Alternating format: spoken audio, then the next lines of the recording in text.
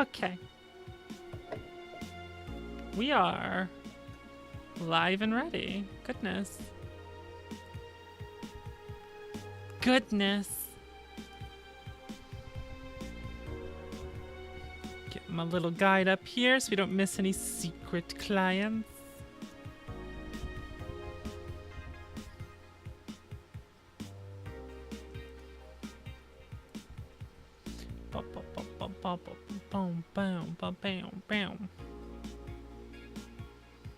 He is chilling where he feels like it. Kingston is chilling off screen.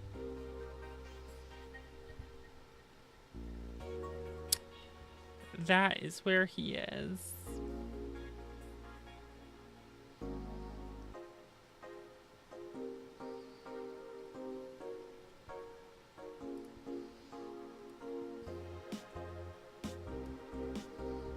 Alright.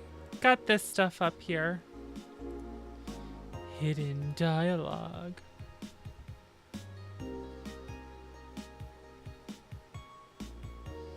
Biddy's dialogue will change if you get her drunk on big drinks. I guess we'll do that. Ooh. We gotta get hella people drunk today.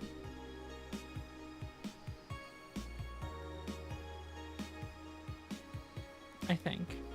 Okay. Gonna pour my drink. My drink of Sprite.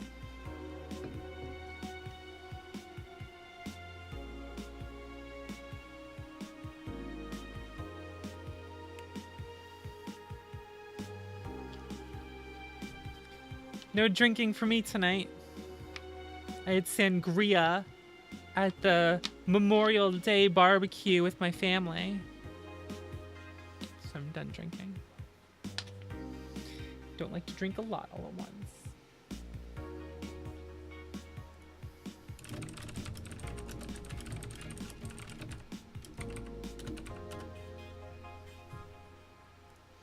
All dummy, no thick. Sup, Remy? How you doing?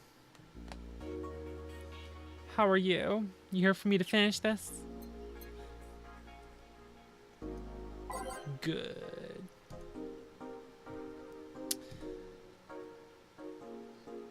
New Lilum regulations. The current regulations preventing Lilum from looking too human have working well so far. Glitch City's government is planning to create even more new laws.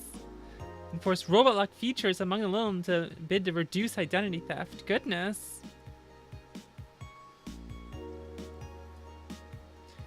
The first to allow robots in a normal society, quickly giving them necessary rights to sustain a long-term experiment about the role in human evolution. Unfortunately, the first year saw numerous reports of identity theft, resulting in the need for more stringent measures. It's unknown what kind of laws we'll have in the future regarding their existence. But people look more robot-like by the day, too. That's a good point. That's a good point. Alright. Let's go to work.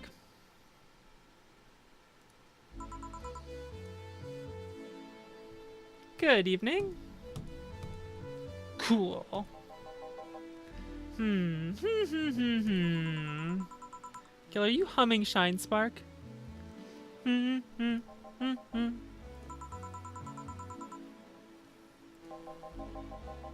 you in love, maybe? No, I'm fine. Seriously. Did you fuck? Yo, Gil. Did you fuck? Do you fuck, Gil? Men only get so happy after they fucked. Damn. Hey, Mouse. That's not... Oh my god. You totally fucked. Was it Alma? Did you have 7 minutes in heaven with her? No, I didn't. In any case, congratulations. I haven't seen you this happy since, well, never. Hello, Jill. This is for you, Gil. And this is a copy of Sunshine Stone. You've been humming that shit nonstop, so here you go. Thanks, I guess. It's also a congratulatory gift. For what?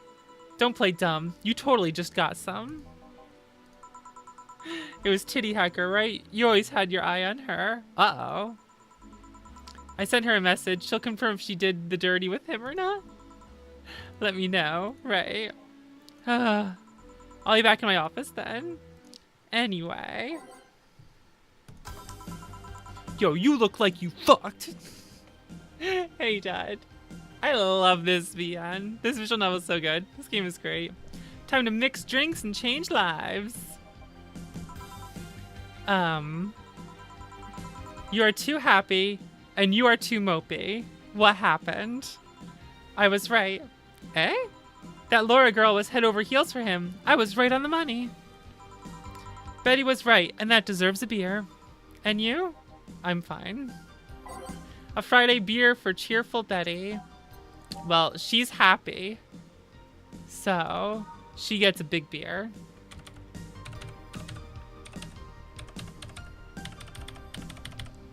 Mix it up. Big booty beer for our favorite lovely lesbian. Betty X Gill. Zayami. Betty is hella gay. Get your bad ships out of here. Is this Undertale 3? Mouse, I'll smack you. Wait, no, you would like that. Never mind. Let's serve the beer. For the occasion. Alright. So the girl was actually infatuated with him? You should have seen her, screaming from the top of her lungs as she liked him. And him just standing there thinking. Poor deal. Just like that. In retrospect, it was a tad too cliched for my tastes. Still, I knew she liked him. I was right. I was right. He doesn't seem particularly happy. He never is. Unlike your coworker. Holy shit, did he fuck? You're making it too obvious, Gil. How? That beaming face is unmistakable. The face of a guy that got some and enjoyed every moment. Back to deal, though. Like I said, he seems lost in thought. Victories like these are few and far between. Let me enjoy myself. Can I get something non-alcoholic here? That's not how you drown your sorrows, piece of scrap. I'll have a Bloom Light. Okay. A Bloom Light and something non-alcoholic. So, 1, 2, 3, 4. 1, 1, 2, 1, 2, 3. 1, 2, 3, 4. 1, 1, 2, 1, 2, 3. Age it. On the rocks. Mix it. Bloom Light. Drink 2. We're giving him a Bleeding Jane. And bing ding ding to Bloom Light. Yeah, we're getting her drunk. I like Betty a lot. I like her a lot, actually. Betty is great. We're gonna blend it up. Blend it up. Boom. Bleeding Jane. Here. Thanks. Same. Celebrate all you want, but I'm freaking out here. I know nothing about relationships. I have no idea what to do. Well, for starters, what do you think, Jill? Me? Her? Betty, I've seen a few of your relationships. Remember? Aside from Veronica, there's Angela, Pamela, Sandra, Rita, Monica, Erica, Tina, Mary, and Jessica. Betty fucks. Or should I say, didn't share the bed sheets, snores like a pig, cold feet, shampoo waster, chocolate addict, too religious, fan of the wrong rugby team, teetotaler, and choose with the mouth open. Look at her face.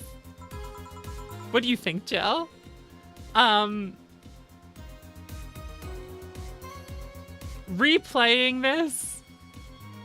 Replaying this just makes me realize I'm Betty. If there's any character I am in this game, it's probably Betty. Dissatisfied homo.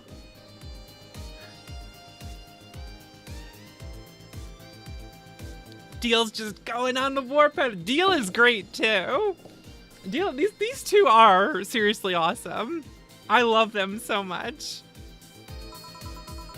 That you must be quite the heartbreaker to have so many relationships in a short period of time. I mean about piece of scrap situation. And thank you. I'm not the right person for this. Gil?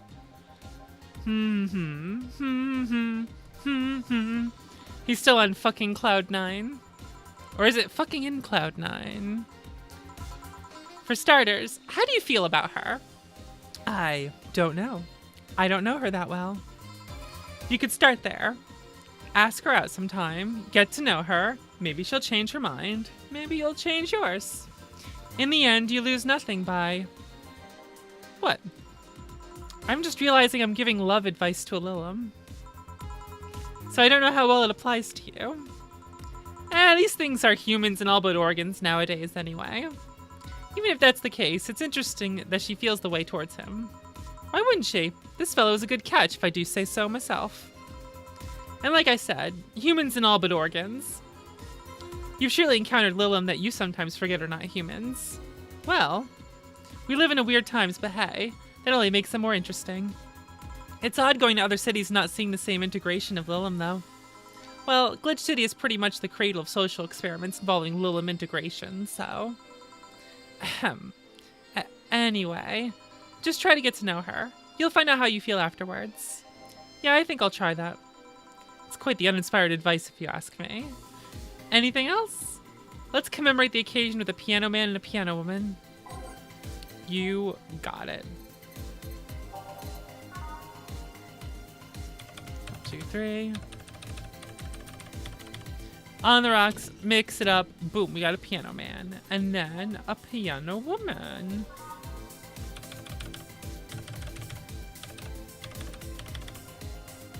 Age it, mix it, boom. Serve it up. Here. And now we reach a stalemate. I'd normally take the piano man, but I feel there's a symbolic value in taking the woman. Why order like that then? Sniff. Uh-oh. Uh-oh. I hate Laura. You what? She's gonna take you away from me. You're my piece of scrap, not hers. You're mine. Mine. Betty, you don't own me. Besides, I can't, for the life of me, leave you alone. I feel like the moment I let you out of my sight, you'll just crash. Hee. That's not a laughing matter. You need someone making sure you aren't kicking people. That's not normal, you know? Besides, it's not like I have something with her yet. You're right. So you won't leave me? I'd worry myself sick if I left you to your own devices, honestly. We should leave now. Oh yeah, we're holding a small New Year's party tomorrow. I don't know if you want to come. We'll come. Are you sure? We will. Fine, we'll be here, Jill. Anyway, see you then. Bye, Bill. Please, come again. Uh-oh. Uh-oh. You guys remember this bar, right? Well, shit.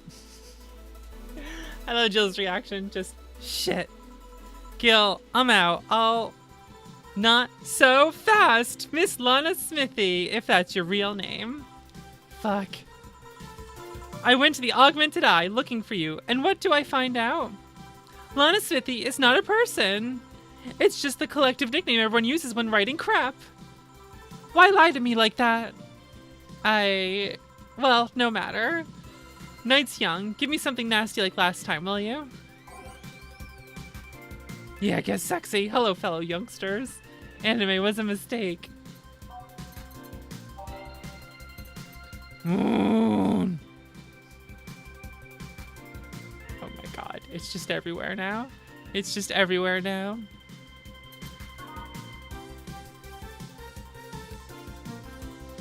Look at this.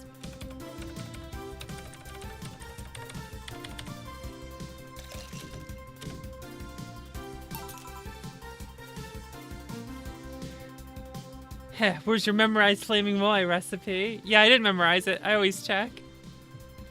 Here. This is the cough. Hold on. It was nasty, alright. And now it's time for me to be a nice person and give you something nice. Eh? It's the second time I'm here, so it's only natural you get your own copy of my theme song. No, thank you. Don't be shy. Let me give you one. I mean it. No, thank you. Well, too late. It's already in your player. That can't... How in the ever-living fuck did you do it? Magic? That's bullshit. Video editing magic? Did you just hack into the music player? Let's move on, shall we? Yeah, whatever. Hey, where's the dogs? Or with their dogs. Last time you talked about this place like it was this zany haven of sorts, but I see the same shit. Seriously, no decorations or anything of the like? I'm a hardcore Valhalla player, memorized exactly one recipe. Yeah. The first time I played it, I like had the beer recipe memorized by the time I was done with the game since I had used it so many times, but I didn't have paid enough attention to their arrival. They haven't come. Yeah, where are those dogs? Idols, newspaper managers, talking dogs, and yet this is the same old bar like last time. Yeah, no shit. Why do you think they come here? I might sue you for fake advertising, you know? I didn't think about it. Maybe boss just donated money to this Sarah thing. And then tricked the dog into coming here as a part-timer for kicks. Oh well. Anything interesting lately? I mean, it's not like I missed them, but they should at least show their faces. Hello? Sorry, what did you say? I was asking if there was any new stories. This is not a newspaper, you know? Nor is it a crazy stories on-demand streaming service. That's a big fat lie and you know it. Anna, shut up. Get out of my head. Thank you. Shut up. But I said nothing. Hee hee hee hee. Damn it. She said the quiet part out loud. I meant, so shut that idea up. Yeah, that. I won't. Last time I came here, the viewership peaked for some reason, and I want to find out why. Maybe Pretty Boy over there can tell us the story of who he fucked. He's so distracted he won't even make a retort. Amazing. I guess there's something worth saying, but then I want to hear it. My TV back on. I do turn my TV off. I was watching Cool. Cool. Well, Kira Miki came yesterday again. You're shitting me. You expect me to believe she came all the way here again? Do you even have proof like the glass from last time? Well, if I may interject. You've been listening, boss? The balls are pretty thin. Oh. Anyway, she did. I even took a pic with her. She did what? Let's see. Why? Why? Why? I need an adult. I try to make an appointment with her and she's always busy. But you sit there and she just comes waltzing over? It's not fair. Hey, if I knew how the hell stuff like that happened, I'd share my secrets. I was just as baffled as you are right now. Yeah, but I bet you're not even that much of a fan anyway, are you? You're not wrong. Can you at least tell me how nice she was as a client? Very graceful client, much like the last time. A really nice girl. I'm gonna give you my number. If she ever comes back, you let me know. You hear? Streaming, Chan. We're not. No. No. Not gonna let you keep her to yourself.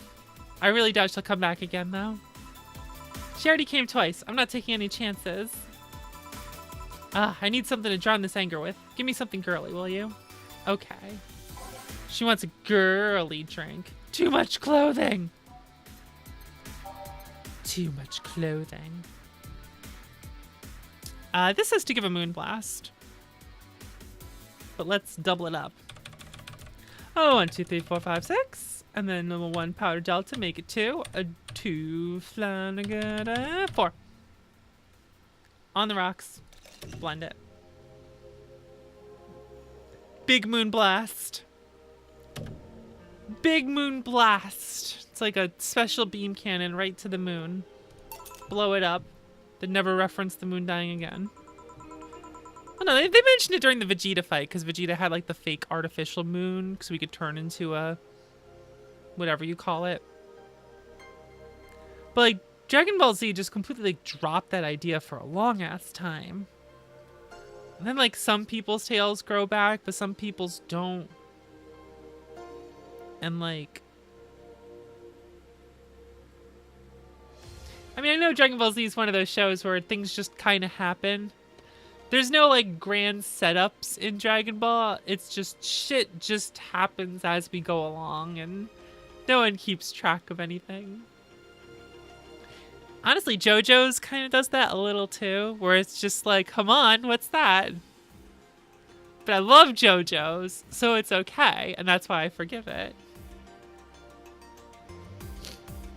It's like Sonic Adventure 2, and it's hype as hell. There, Metroid. Let's just chill a bit. It's still not fair. You know, you're boring today. You're not chatting that much, nor are you doing anything funny. Maybe the whole peak viewership thing is just you. Eh? Maybe this bar and me both had nothing to do with the spike. Maybe you were just that good. Are you hitting on me? I am not. In fact, I'm kind of trying to get you to leave pronto. Don't be so hard on the girl. She's fun. Another nuisance shows up. Boah, Joe hates me. It's not hate, it's just... Wait, I'm not having this conversation again. Boring. Hey, you are curious, right? About Fuckboy's partner. Want to know who it was? Do you know? Maybe, maybe not.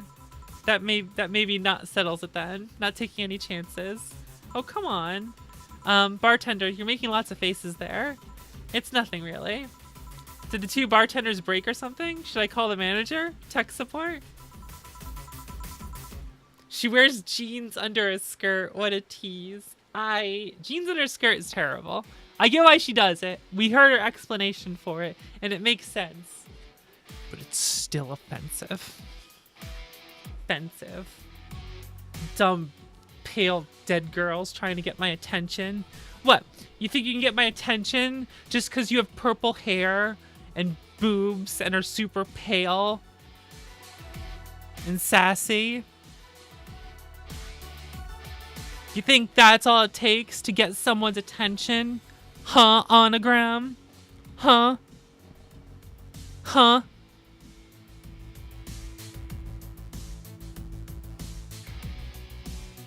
No, the answer's no. Hey Joe, internet or voice, remember? Fuck. What? Who fucked? Aside from that guy, I mean. Say, you're oddly calm today. Well, I've been getting more sleep lately. That way I don't feel like if I stop speaking, I'll die. Oh dear. Crash is one hell of a drug. And wouldn't you know, I can actually make it premium time if I go commando. Premium time. Pay to watch her sleep.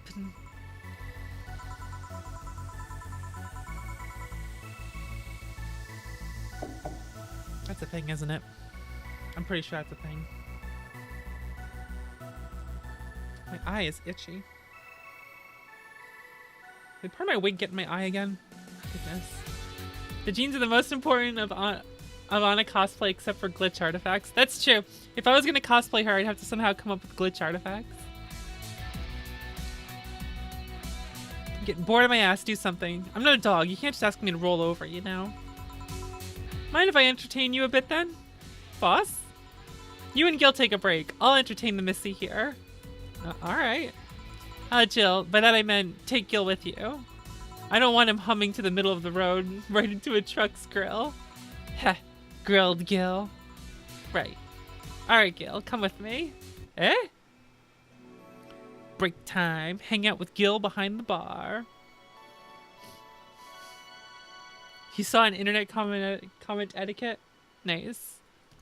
I love his channel a lot. Dude, that fucking time when he re-uploaded the Mandela Effect episode, and I was just like, you son of a fucking bitch. You son of a fucking bitch. You goddamn son of a bitch.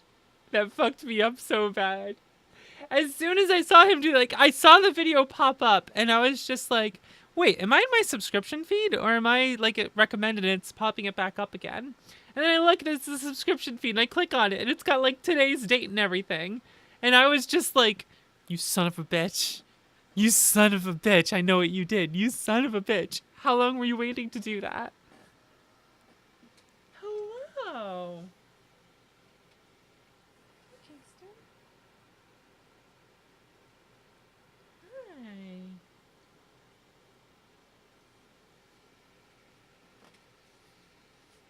Hello. Look at this good boy. Look at this good boy. Hi. Whoa. You alright? Hey, don't tear it up. I gotta clip those nails of yours. They're too long. They're too sharp. You need a trim. You need a trimming, Kingston. You need a trimming. Yeah. Good kitty. Yeah. Yeah.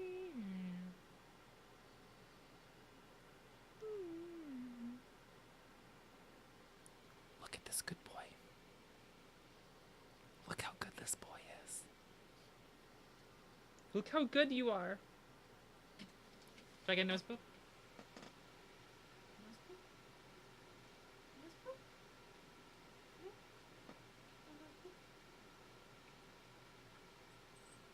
No nose boop for me. Wait, how did you make that jingle? Why is your tail underneath the cup? Move back. What are you doing? Butt in the air. Just raising your butt in the air, Kingston. Just booty high. Booty high.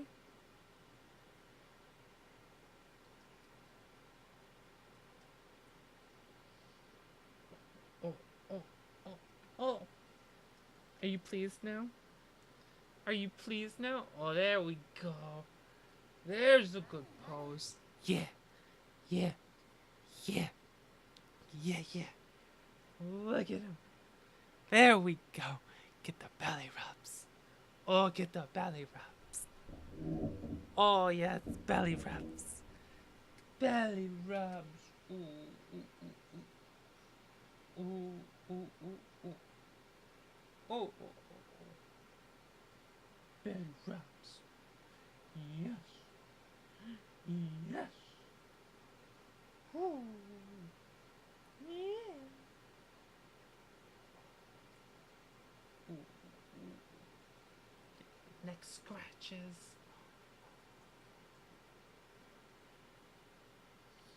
Belly rub. Thank you for the host, VoiceBox TV. How are you? Welcome to the Kingston belly rubs section of the stream.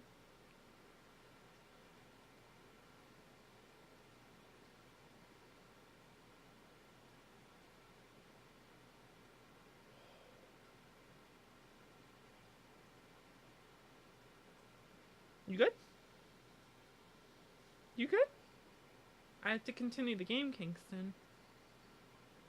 I know. I know. You just want more belly rubs.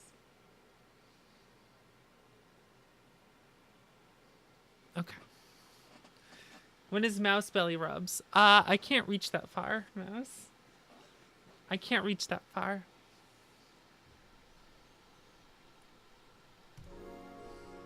It is now safe to keep playing. I liked when someone posted this image on this screenshot of this on Twitter and just said, I can hear this image. Looks good. Want one? No thanks. I don't smoke. When you're on stream to get them. Exactly. Alright, I got a text from Alma. Boss! Alma and Gil didn't fuck. Well, that's a bummer. I mean, Gil is pretty nice, but I didn't fuck him. It didn't happen. Gil's cool. I wouldn't mind that, but it didn't happen. She is sending congratulations your way, though. Tell her I said thanks, I guess. So who was the lucky girl? So it was a guy? I never thought you swung that way. It wasn't a guy. So it was a girl, and you did fuck. I don't feel comfortable talking about that, you know? You don't make things easy for me, though. How so? I mean, you're pretty hard to get close to, you know? You never talk about yourself. You're talkative, so long as it doesn't involve you directly. Teasing you is literally the only way I know to get through to you. You make me sound like some weird loner. You are a weird loner. At least tell me if you enjoyed the night you spent with whoever it was. I did. Good for you. Why are you humming Sunshine Stone so much, though? Well, after that idol girl came yesterday again, I looked up her discography, and I can't... It's discography, right? I never pronounced that right, like ever. Like ever. Discography, right? I looked up her discography, and I can't stop humming listening to them. Right. Oh god, you didn't fuck the idol girl, did you? No. Why would that be a problem, though? I don't know, it'd just feel weird. Well, that's for the break. Let's go back. It would be weird because she's in a relationship with her producer or whatever, right? So if she fucked Gil, that would be weird. Right. Oh, and Gil? Keep in mind what I said about opening up more. I mean it. That way we won't tease you so often. Listening to you say that has to be the weirdest thing I've heard this year. discography. Shut up. I wonder if Alma finds Gil attractive. Maybe she would. She'd be too picky though. No bartenders. And that's that. Cool. Back. What were you doing back there? What were you two doing back there? Dorothy. Fucking.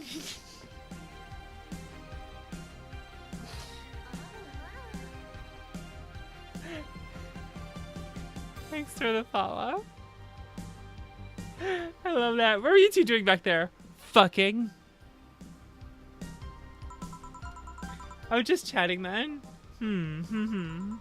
Holy crap, did you two really fuck? John has the face of a man who fucked to death recently. See, Gil, you're making it too obvious. How? What will you have today? I'll have a gut punch. Coming right. Eh? What? Nothing. Dorothy wants a gut punch. Is the world ending?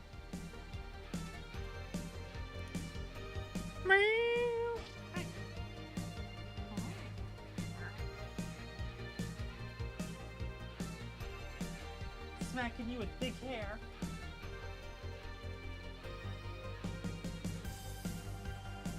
What? You want to sit in my lap? You want to sit in my lap, Kingston?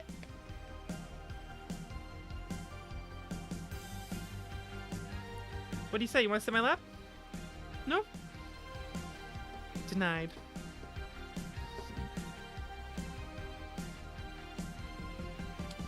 Alright, let's get her a gut punch. 5, 1, and optional. Age it, mix it, gut punch, here you go. Hey, here, stop looking at me like that. Oh, hello. Come here.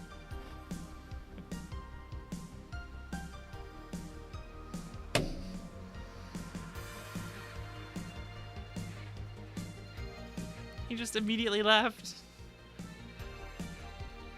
You just, like, left a tuft of hair on my leg, Kingston. Like, oh my god, you are shedding like crazy. Must be the heat. It's getting warmer out, so he's probably just shedding a bunch of hair. Goodness, Kingston. Goodness.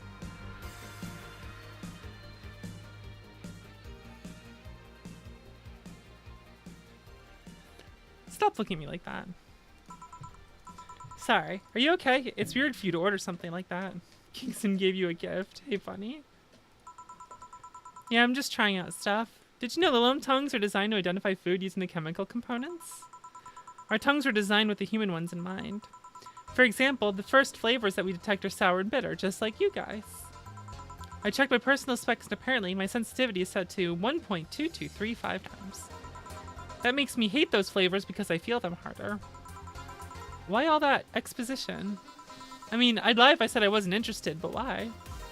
Well, after last time, I got curious and started checking how many of my systems worked in detail. For example, the tips of my fingers are so sensitive to vibrations, you could make a seismograph with them. Huh. And checking that, I found that it's all based on how humans work. And that got me thinking about what you said.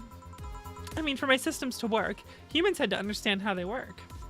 And after all those discoveries, they're not any more or less artificial. Why should I be? I don't know. Looking up all that suddenly made me feel real. It was the opposite of what I felt last time. I feel like I'm here right now. Glad to hear that. Alright then, let's try something sweet now. Something sweet. That's more like it. Piano woman, perhaps? 1, 2, 3, 4, 5. 1, 2, 3, 4, 5. 1, 2, 1, 2, 3. 1, 2, 3. Age it up. Mix it up. Piano woman. Ah, nice. To be honest, it's a bit surreal for me. What? I'm here talking to you and you're answering like any human would. You're even expressing happiness. I remember when I was a kid, I usually tried to strike conversations with AIs. But after a bit, they'd just start looping through their built-in answers, repeating the same things over and over. That always made me crash back into reality. When I think back to that, having such advanced AIs like you here right now, it's amazing.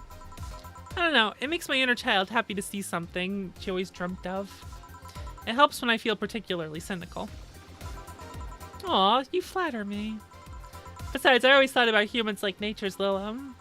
The method might have been different, but we, too, evolved from a more simple form ages ago. It's getting deep.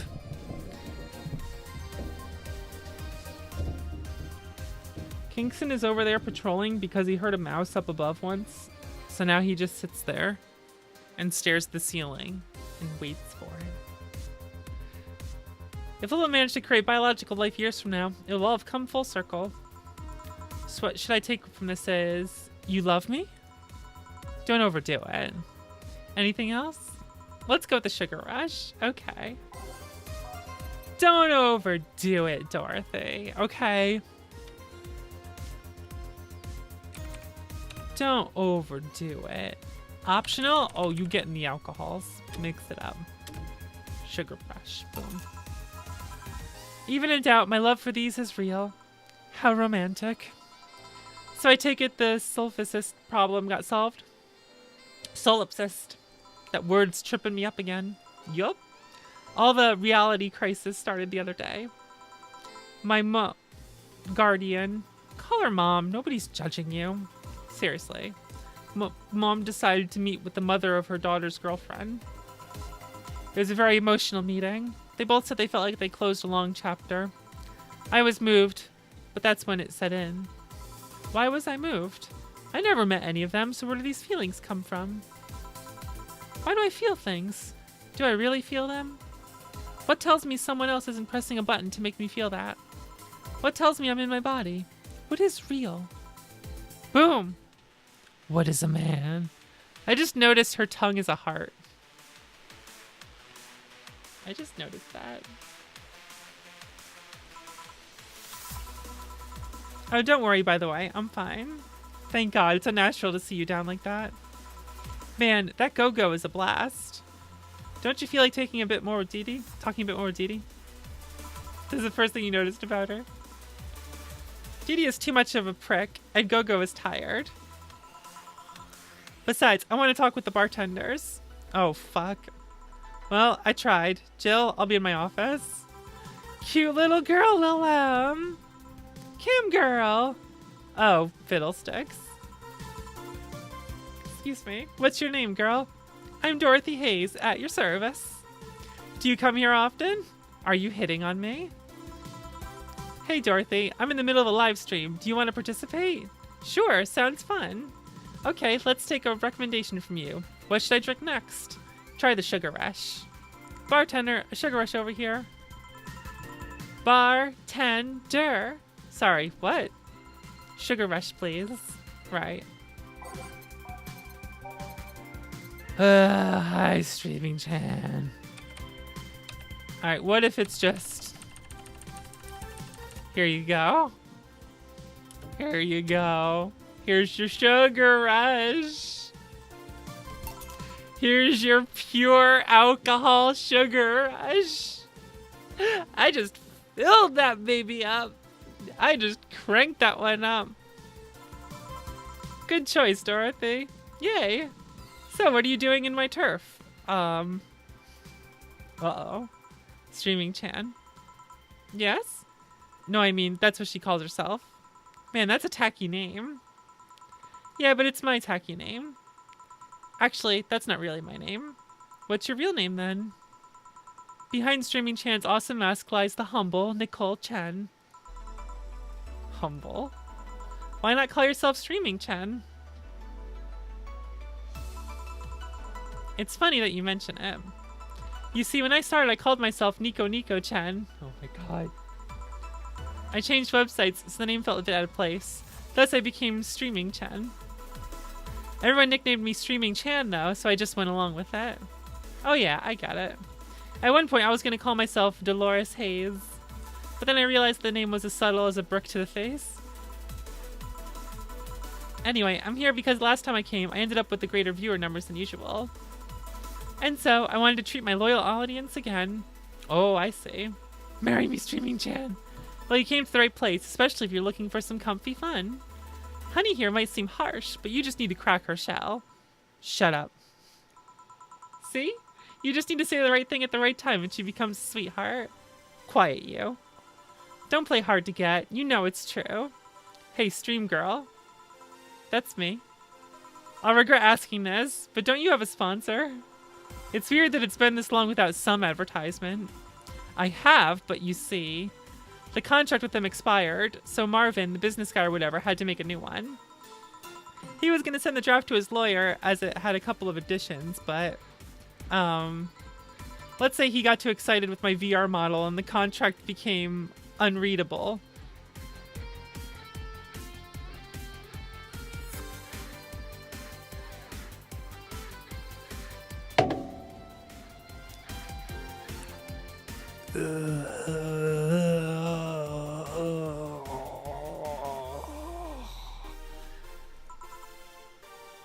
Have the bar sponsor her, right? That's a yikes from me. Big yikes.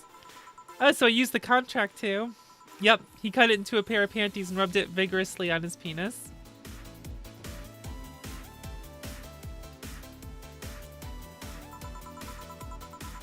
I mean, you'd expect certain principles to be upheld even in the adult VR industry. I reported him and he got fired, but now they're looking for a new business person thing. Honestly, I think the paper cuts all over his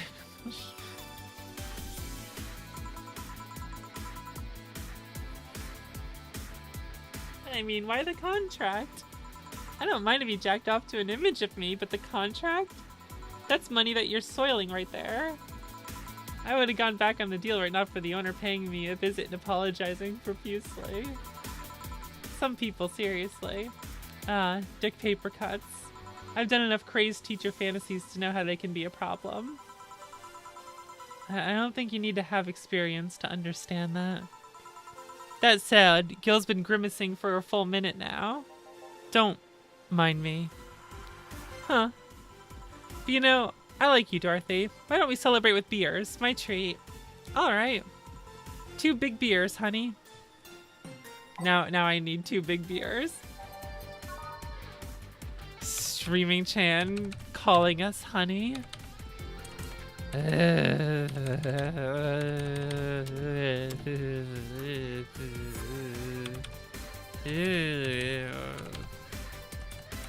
Jill does not like that. It's okay when Dorothy does it. Cheers. Cheers. Alright, I'm not feeling my tongue on my feet. Time to get lewd. Oh, I'm not feeling my tongue or my feet. Time to get lewd. Uh-oh, we got her drunk. We did it. Did I hear lewd? Do you have any stories? This'll be a treat for non-premium users. I once met a guy that insisted on doing it in a jacuzzi. He didn't mind being in premium time, so I started setting up the cameras. And man, was it a challenge. I wasn't just gonna stream over the water. I wanted some underwater action too. What did you do with the bubbles and all? That was the least of the problems. We just turned the jets off. But not only did I have to make a makeshift underwater cover, I also had to keep in mind the heat. Heat isn't good with cameras. Did you try chilling the cam a bit and then putting it in the bag with some filling? We made something more convoluted. We took a small cooler, opened a hole for the lens, and sealed it with plastic. I made sure things looked good through the cam and started recording. Threw in some cooling packs and sealed the fuck out of the cooler. What the fuck? Did it need any weight? Yum. Luckily, the guy was into bodybuilding, so we used some old dumbbells. He was also ripped as fuck, but that's another story. It was all a success, but it's also the last time I have sex on a jacuzzi. Blood rushing, hot water. I felt like I was dying midway through it. Thank God he decided to resume the action out of the water midway through, or I would have surely died. At least the guy didn't burn himself. What do you mean? Last time I had sex on a jacuzzi, my body got so hot, the guy almost burned his death. I considered investing in a cooling system, but it's so situational expensive that I'll pass. Besides, those cooling systems require too much maintenance. Wait, I think I should leave, but care to join me in escapades for the rest of the night? Can I plug my services at the end of the night? Sure. Then count me in. I've got the perfect stories. Let us be on our way then. Goodbye, bartender. Bye, honey. Well, let's start the story. You see, there was this mega Santa. Wait, seriously? They left. A pair made in hell. At least they look like they're having fun. That method of filming underwater sounded convoluted as fuck, though. But I guess it's hard to keep a cool head when you're horny. We're done, boss. Man, don't you just feel great? Were we in the same place?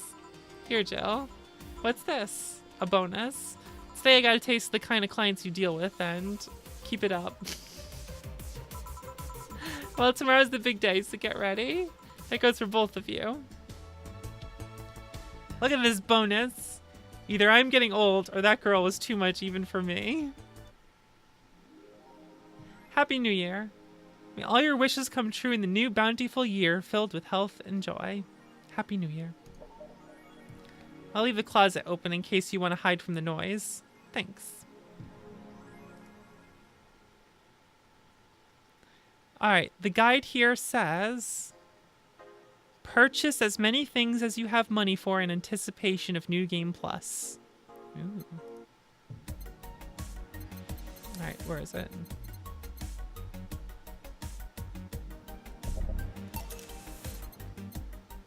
Where is it? Here it is. Cool.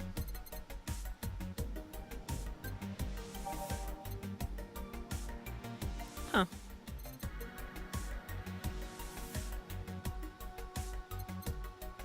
Okay.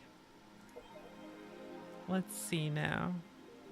Here we go. Play Model Warrior Julianne. Here we go. It's lovely punishment. Justice will be there. X to shoot, arrow key to move. Okay. Let's go.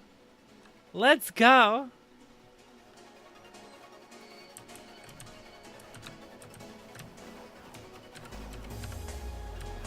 I have no idea what my hurt box is.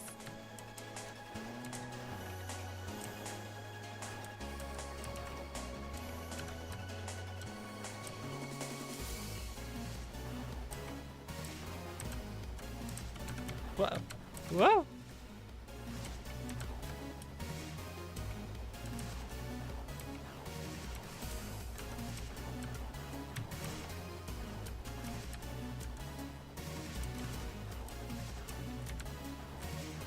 It's got a red eye.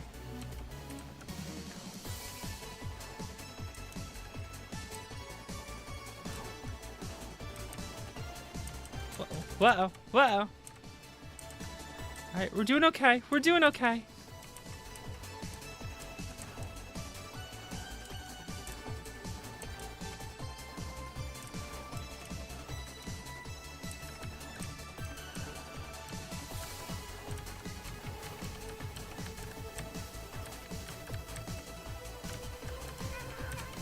Oh no. Oh no. Now we're not doing well. We're doing poorly now.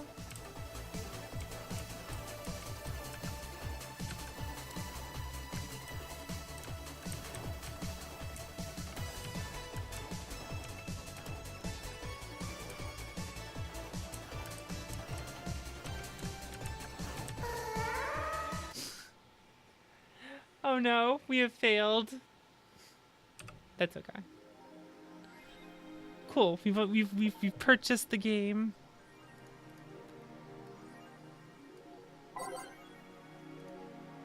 Life back up. Let's save it.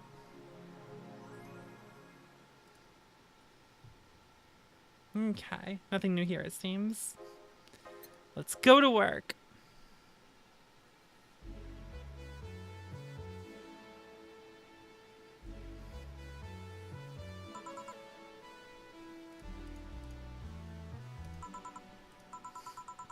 Well, let's see. Gil's in the back getting everything ready. I'll go grab some food I've ordered. They only agreed to work on New Year's if I went to pick it up myself. Are you alright?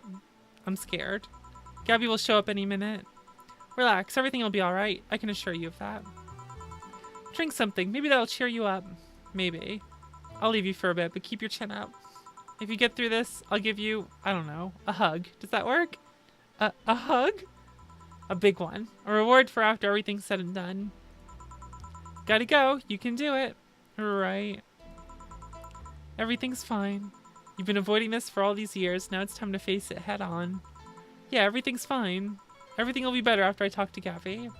Boss might even give me a hug. Ooh. I'm okay. Hello? Gabby? Come in. Excuse me. Welcome to Valhalla. Hey. You talk first. No, well... Some days ago I got a letter.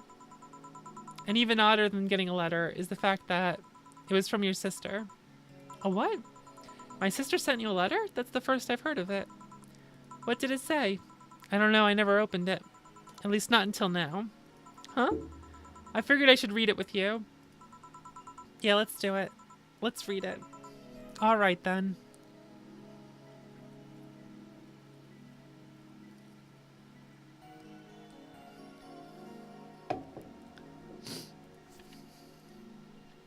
Sorry.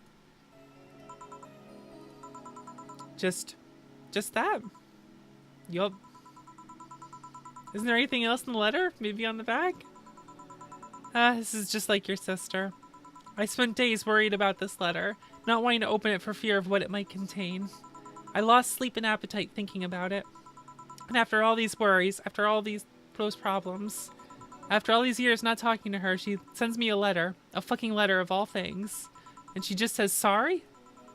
Sorry for what? For our fight? For not talking all these years? Ah, now I'm fucking pissed. Hehe. Are you laughing? Sorry, I remembered all the times my sis provoked you that way.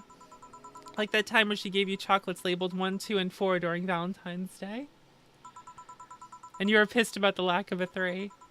Or that time when you left an unopened beer bottle on the table, she sneakily opened it and took a sip. She didn't tell you she did it, and you were confused all day long. She always bragged she knew me like the back of her hand. If the letter was supposed to piss me off like that, I guess she had all the right to brag. Maybe she was being sincere, though.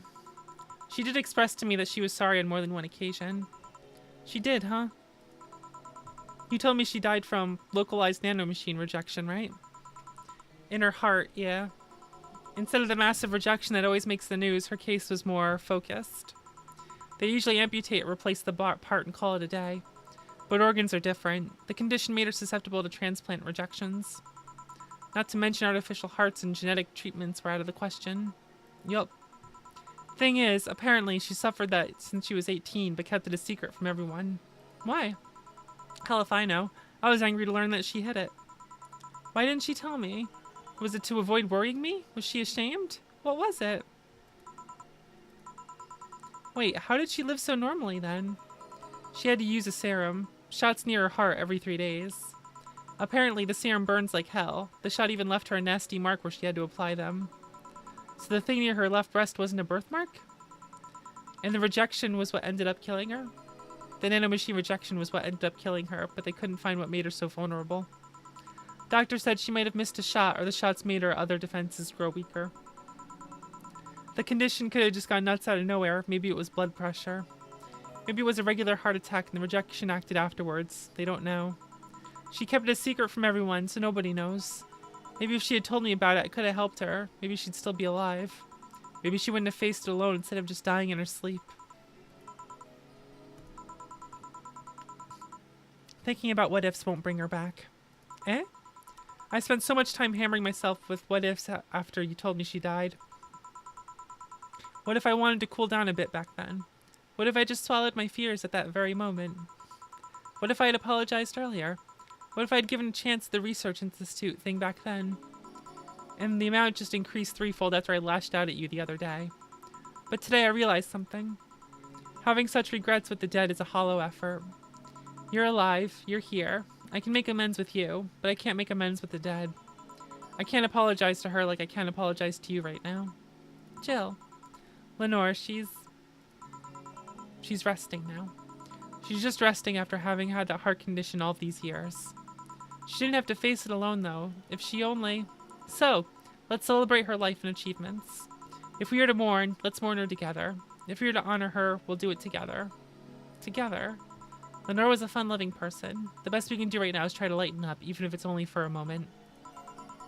I need to ask though, did she really start to complain about chest pains shortly after I left? No.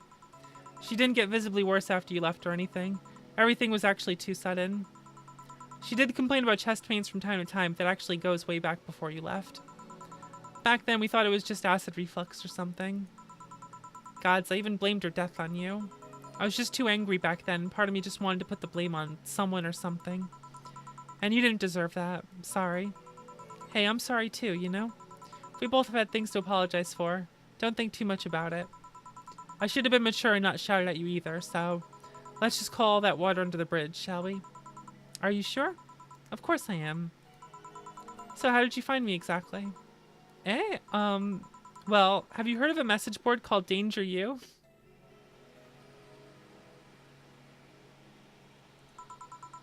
I have, yeah. Well, the truth is that I visit it from time to time. And the other day I read a thread that discussed the bar. And the description of the bartender sounded just like you. Are you mad? No, not mad. More like dumbfounded. Hey Jill, can you tell me what the problem was back then? What sparked that fight? Weren't you happy with my sister? Well, back then I didn't know what to do with myself after I graduated college. I went in and pretty much hated my last couple of years there. It's not far-fetched to think that I only tolerated being there because your sister was with me. Had she stopped supporting my studies, I would have quit right then and there. And then after graduating, I got a very good job offer that she accepted on my behalf in no time. She kept saying it was for the best for my future, but I was livid. Why did she have to do that? I hated it. I didn't even know if I wanted to go there, but she still insisted so much. Like she was forcing that burden on me. And then my became our future, and she started talking about marriage. You were going to get married? I don't think we ever took it seriously.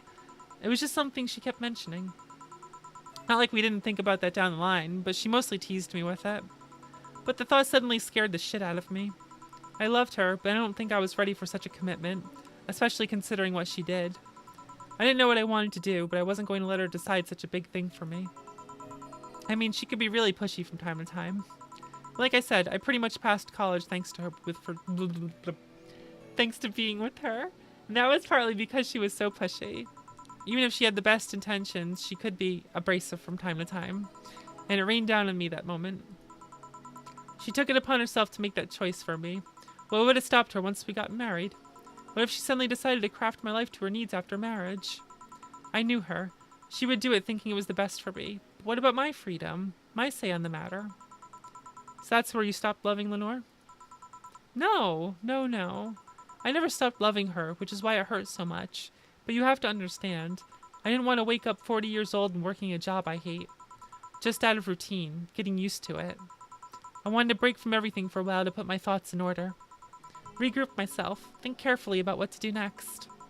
I can understand. I've sometimes felt the same, although I'm not even in college.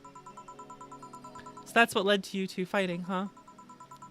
You know, the word fight makes it sound like we exchanged blows or something. It's all silly when I think back to it. Tragically silly. Maybe I was the one who started the fight, getting all defensive about not wanting to take that offer. Perhaps if I didn't overact to our arguments about wasting this huge opportunity, maybe she wouldn't have lashed out at me this bad. It could have been avoided if I had just kept a cool head and talked about that with her. My sister said something like that. Eh? I told you she mentioned on more than one occasion how sorry she was about the whole thing, right? Should have listened to her in the end, but instead I kept pushing her. I should have kept a cool head instead of letting my jealousy take the best of me. It was her offer, not mine. Should have stopped projecting myself so much into her. Something like that.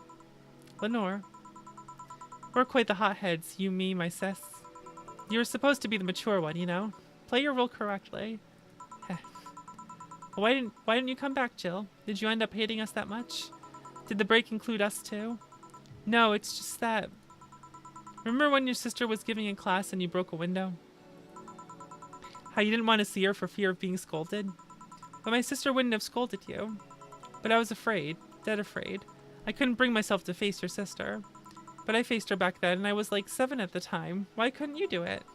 It's not quite the same. And in perspective, no matter what reason I came up with, it will never make sense. Everything sounds very stupid when I look back, you know? Not that it makes things easier. I will never get to speak to her ever again, and it feels bad because it's stupid. I swear, you and my sis were meant for one another. You both moved on after all that, but neither had the courage to go back and say you're sorry. And like I said, berating myself over the past mistakes won't bring her back. I miss her so much, though. We were together all the time, always talking about dumb stuff. I wouldn't call my parents useless, but she was the only one I could always talk to. I feel her absence every day. Everything is just so quiet now. She was an amazing person. Yes, she was an amazing person. Eh? Mourning is fine and all, but we should be celebrating her life. If she was here, she would tell us that there's no fun in sulking for so long. She told you that all the time. The same way she told you to stop rubbing things in people's faces. Both figuratively and literally. Hey, I was 8 back then. So let's have a toast in her honor, shall we? A toast? Yeah, let me get you a drink. A drink? Don't worry, trust me. Alright, where is... There we go. 1, 2, 3, 4. 1. Age, no alcohol. There we go. Blue fairy. Grab this for a sec. Okay. Ahem. Lenore, I know you're watching from the beyond right now, as I give a drink to your little sister. It's obvious to me now that we both meant to make amends at some point, but we never got around to it. I can't apologize to you anymore, but I can at the very least make you rest easier. So know that I'll look out for Gabby in your absence.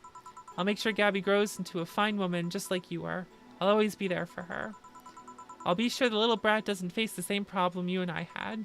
Hey, want to add anything? I'll always miss her. Don't say it to me, say it to her. That's a bit... Come on, just this once. I'll always miss you, sis. Sis. Sis, you idiot. Why did you keep that secret for so long? Idiot. Idiot. I always told you everything. Wasn't I enough? You idiotic idiot. Ah. Hey, Jill, promise me you won't be like that knucklehead. That you won't keep stuff to yourself. Only if you promise the same to me. And promise me we won't fight. I can't do that. Eh? You and I are both too thick-headed. Sooner or later we'll clash on some opinion. But what I can promise is that I won't run away like last time. We'll both cool off and talk it over like the adults we are. I'm not an adult. Let's face it, you've been more mature than I have. Hey, did you mean what you said? That you look after me? I'll always be here for you, Gabby. I mean, I'm not Lenore, but I wouldn't dare leave my little sister alone. Jill. Hey, wasn't this a toast? Right. For Lenore, faithful sister and girlfriend. Cheers. Cheers. So, about this drink. Can I drink it? Do you like it? Take a sip. It's not bad. Why not drink it then? You're with an adult. We might as well break the alcohol taboo here and now. Right. There's no alcohol in it. Now that I think back to it, didn't your sister give you a beer once as a prank? Oh yeah, that. It was April Fool's. I should have known better when she offered me apple soda. I put bubble gum on the soles of all her shoes in retaliation. She walked funny, and my jaw hurt for the rest of the day.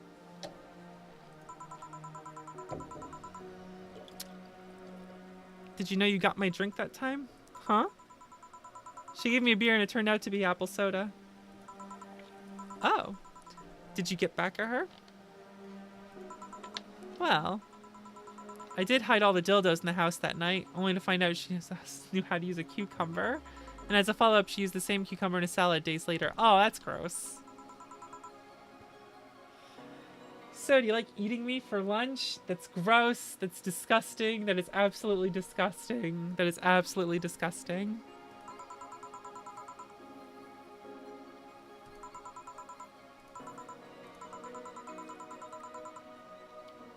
Yeah, but do your parents know you're here? They think I'm at Claire's, actually. Clary's? Who?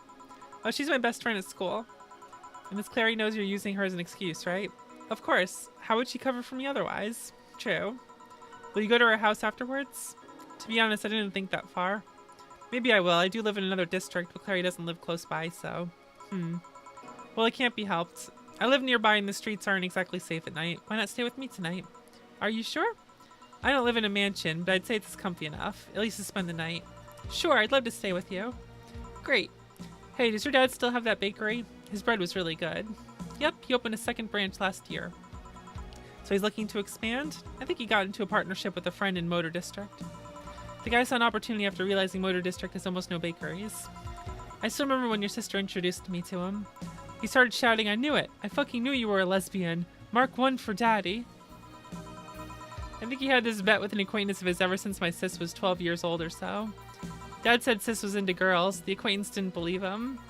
He bet a beer on whether he was right or not. That beer bottle is still in the fridge. It's even labeled Sweet Victory. Your mom and Lenore never made up, did they? I guess that one wasn't as simple as she said too many things argument. Mom was always obsessed with high society and her circle of friends. A lesbian daughter was a no-no. I'm still on my sis' side for that one, though.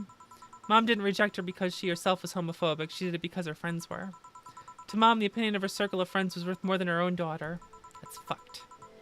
How did she react to her death? Dunno. Mom and Dad broke up 2 years ago. They did? They never got married, so there was no proper divorce.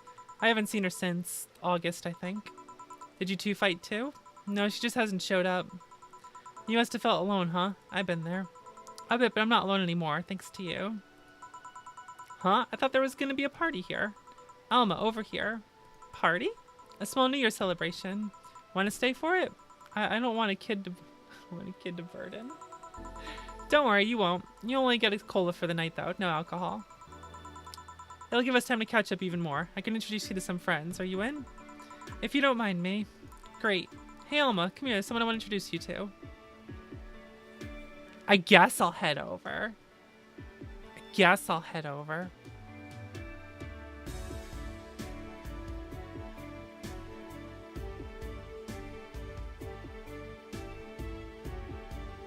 Credits time.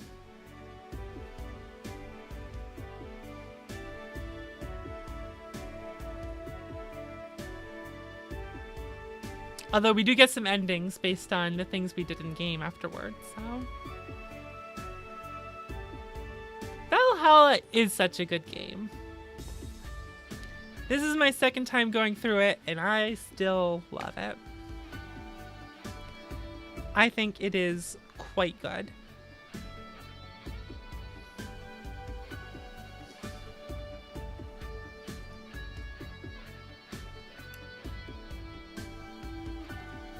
I don't think I can speed it up. But that's okay. We'll see the endings once it goes through the credits.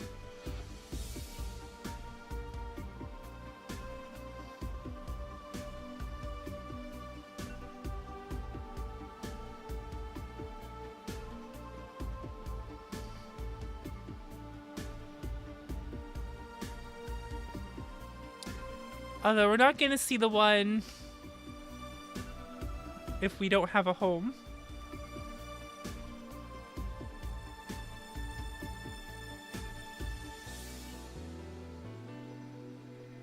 Let's see here.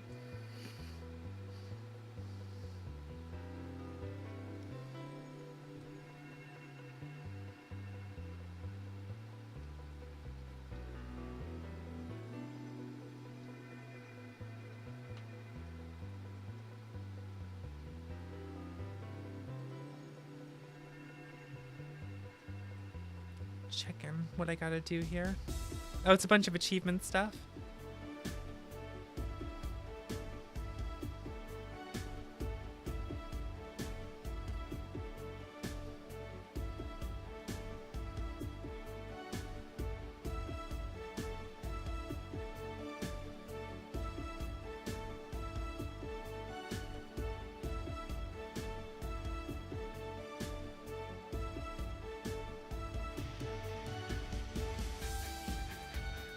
Okay, there's a bunch of things we can do to get the rest of the achievements.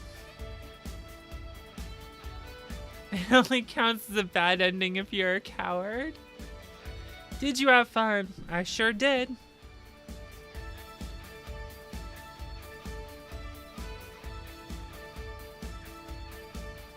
Yes. Yep, I also got to meet a cat boomer. Why did your boss hug you though? Don't worry about it.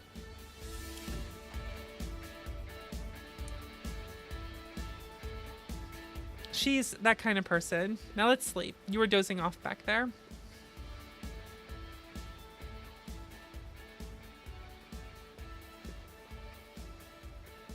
You're right. Good night, Jill.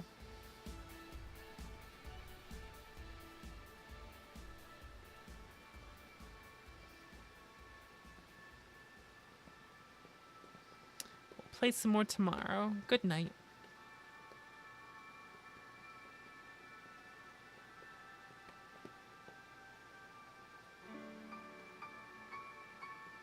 Sukabon games.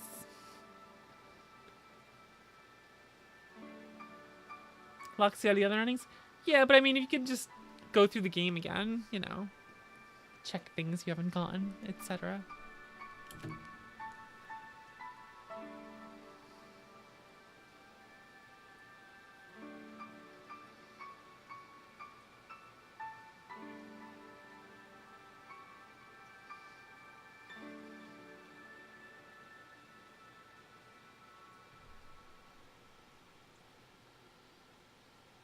You just finished it recently? It is very, very good. This is, like I said, this is my second time going through and it's great. Friday, February 3rd. This is good. Really good. You have no idea how long I've wanted some curry. I remember I meant to eat some, but then I had to pay for some drinks I spilled on the floor. That screwed up my budget.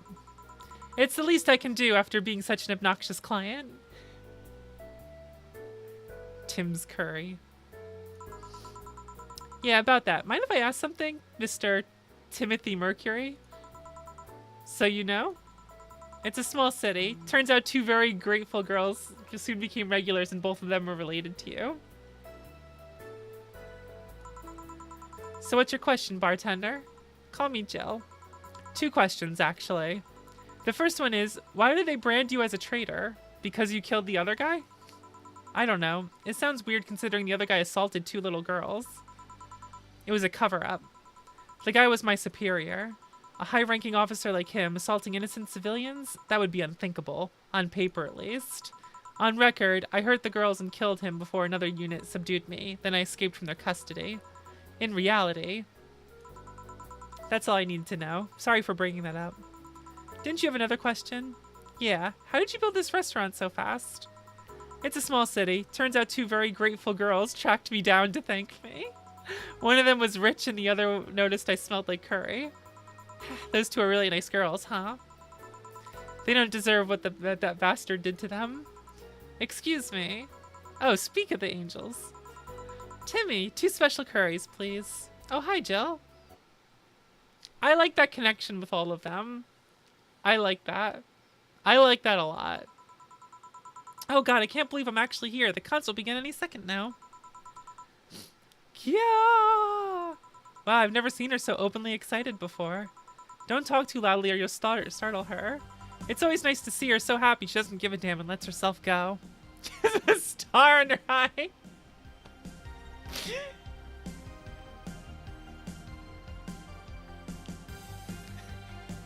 I love Stella with just a fistful of lights. Just fists full of lights excited. Yeah, Dud. They talked about that, how if you go through all the conversations, yeah, Stella lost her eye that way. Stella and Say both got assaulted, and Virgilio, or Timothy, was the one who defended them, but ended up killing his superior, who was the one doing the assaulting. And that's why he made that weird, outlandish character, because he was on the run and hiding from the fact that he did that. And those are the two that he defended. And that's the one who inspired Say to become a White Knight eventually, because she also wanted to defend people. So that's how they're all connected. That's always an interesting thing about this, so... You sure you don't mind me? Of course not. That way I won't be the only one with little clue as to what's going on. Is it true that you've served this Kiramiki girl at the bar? As amazing as it sounds. Really nice girl, if a bit oblivious to the risks some people represent. How so? She doesn't mind stalkers and such. Oh. How's your wounds? Arm's doing fine, eyes healing nicely, and I can sleep better at night. Just what transpired inside that bank? It's not important anymore. What's important is that Stella will get me a job after I heal. She will? She's rebuilding a new armor set for me and wants me to be her bodyguard. I'll be paid for something I do anyways, and I'll get to spend more time with her. That's nice. I like to spread out and help more people, but it's a nice start. You want to be a vigilante then? Maybe. Yeah, she's coming out. It's her. It's actually her. Look, it started. Are you here, Jill? This song is for you. What? What? What? The mad girl actually did it.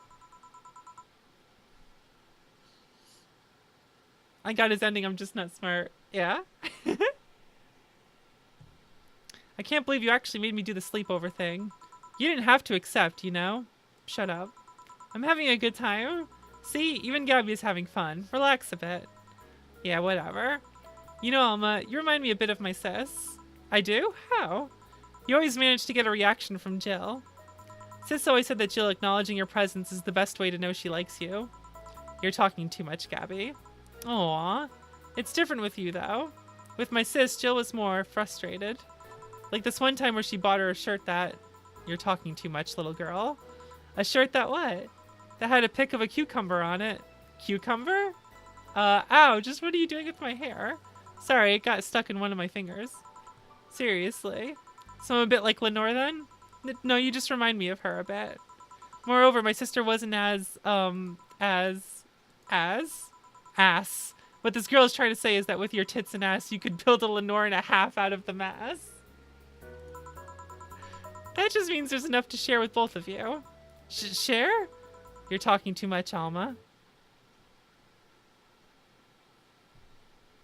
We should do the prologue tonight, since we ended this sooner than I thought. See, yeah, the guy had a fantasy about a woman castrating him. I tried for an hour to convince him it's a bad idea, and I finally got to him. We finally moved to the bedroom, and it turns out the guy has a weird implant where his testicles should be. It's basically a removable ball sack. I suppose the guy really liked that fantasy and made sure he could live it out properly. I once saw a guy at the hospital in the emergency room after having been castrated to fulfill a fantasy. I wonder if it's the same guy. I have enough problems with just one, you know? Just one what? With just listening to one of your anecdotes. You told me about the Neo Tijuana thing and now this. Don't you have a more subdued story? Come on, Joe, you're an adult. You can take that much. Shut up. Well, last time I spoke with my mom, I asked her the story of her daughter. Turns out her name was Anna. Huh? And now you pretend it's a surprise? Quiet you. She fought against nanomachine rejection for most of her life. She even lost a girlfriend she made in the hospital to that same sickness. Apparently something after she got out of treatment, a truck hit her and killed her. But even then, she was amazing. She was? Eh? Yeah, she kept up her studies while still in the hospital. She was a self-taught honor student. Not only that, but she also ranked among the top 5 candidates in at least 3 college admission exams. She also played the piano and guitar. Well, being confined to a room does that, I guess. I mean, fully able-bodied people can barely do half that. But she practically accomplished all that by herself. And she also beat nanomachine rejection, a disease that only 2% of humans suffer, and even less survive. It took a truck to take her down. She was great. And I think I'm sort of like her sister. Heh, silly Becky. Honey, did you say something? I did not. Weird, I swear I heard somebody call me Silly Becky. Come again? It's not uncommon for me to hear stuff from far away and think I've heard it nearby, but... You're the only one nearby that knows my real name, so it was weird. Oh well, as I was saying, the ballsack guy.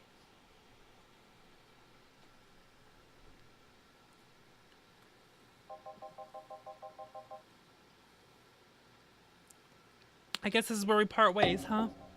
Sadly, I'm bound to this city. I can only falsify my identity effectively around here. I really want to thank you, Chief, for the second chance you gave me. If we ever cross paths again, Gil, we're leaving for like a week and a half or something. Don't be so dramatic. And you're taking care of my apartment. We will cross paths because I live there. The time you spend setting up a useless farewell could be used asking me things about the place. Like where the switches and valves are. But I already know. They're in that control panel you made.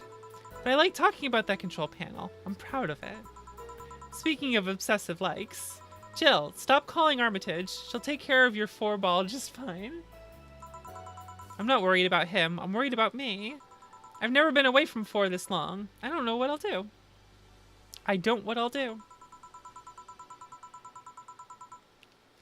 You'll do just fine. You did pretty well for the last 25 years before finding him. Yes, but we're leaving. Oh yeah, before I forget. I left you a box of condoms on the first drawer of the desk, Gil. You what? You what? Hey, if he wants to bring his new girlfriend or whatever here, I want him to be ready. Oh, but just one condition. If you're gonna fuck like rabbits, stay away from my room. I have too many pics of my Emoto there, and I don't want their eyes soiled. Imo who? Little sister. Then just say little sister. Yeah, whatever. First up, Panama. Emoto, what's that? Little sister. Then just say little sister. Yeah, whatever. Yeah, whatever. Get out of here, jail. Gillian is expected to fuck. Here you can now save heart data. Loading heart data from the title screen of bar will help you start over from a day one while keeping your items and money. Thank you for playing. Boom. Heart data. I wonder why my old saves aren't here. Because I did play this on this Steam account. But my old saves weren't here. Oh. When I first played, I played on my laptop.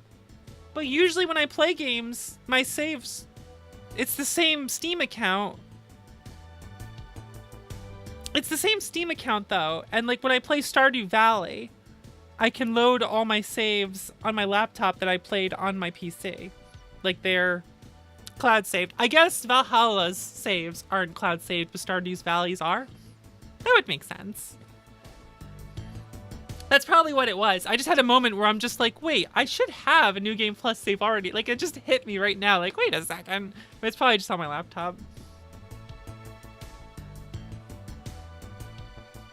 Not that that matters. That's okay. Here's more. Ah. Ah. We did it, gamers. We did it. But first...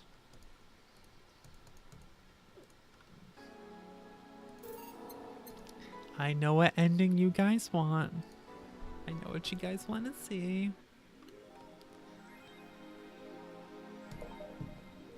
So...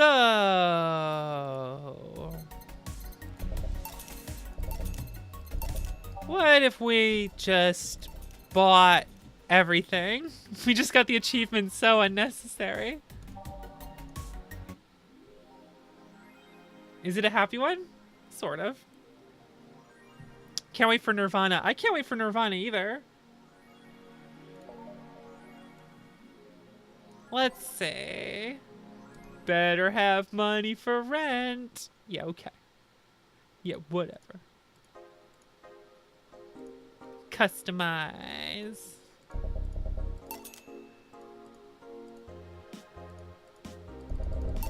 Yeah. We just got Cyberpunk achievement. Cool. What else can we buy?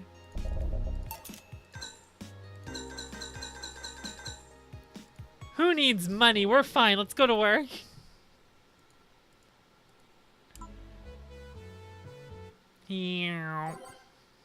All right, now we have to do this.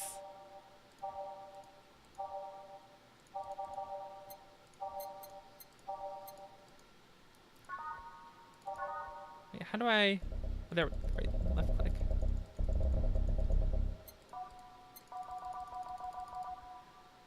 Ready. All right, achievement unlocked, and it says the achievement name is I like it, okay?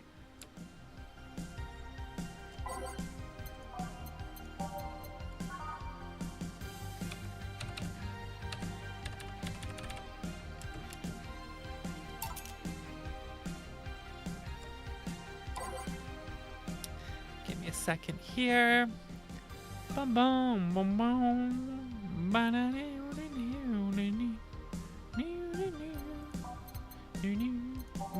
Moon blast, moon blast.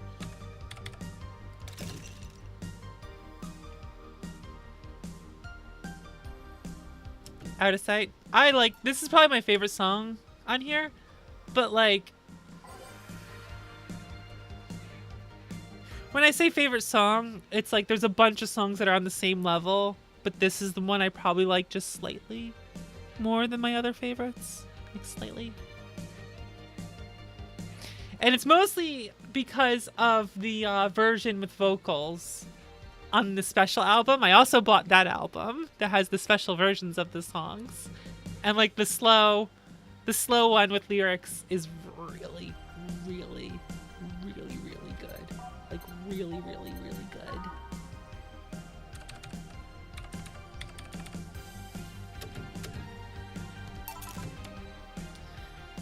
My other favorite is shit. It's like the 4th song in the album and I always forget the name of it.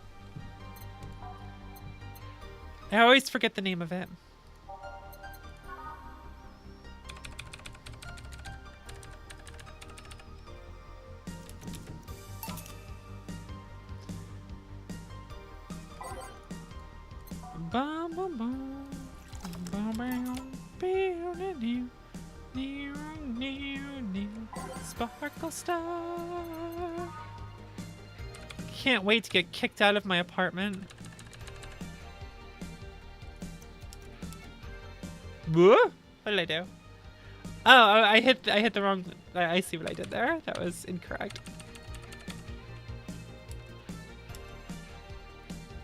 Wait. Agent. I can make drinks.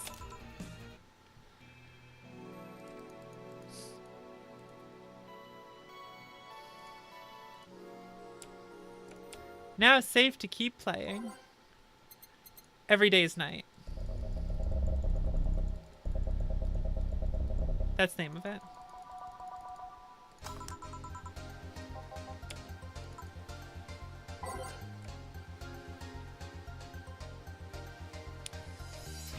Bleeding Jane, here you go. Behold the power of a vampire!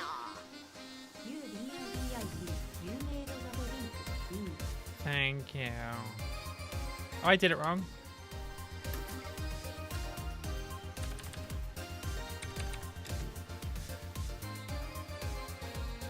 That's Pog.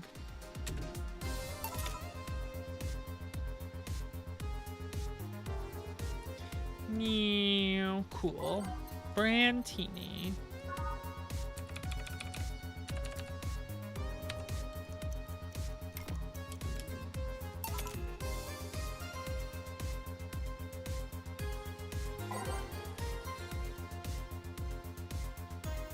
Something classic. Beer.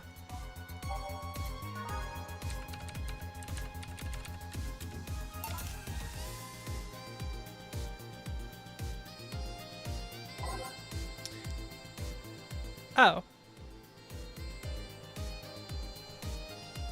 Oh, because we didn't give the Flaming Moai just before we get her instead of, the secret client. I did not realize that.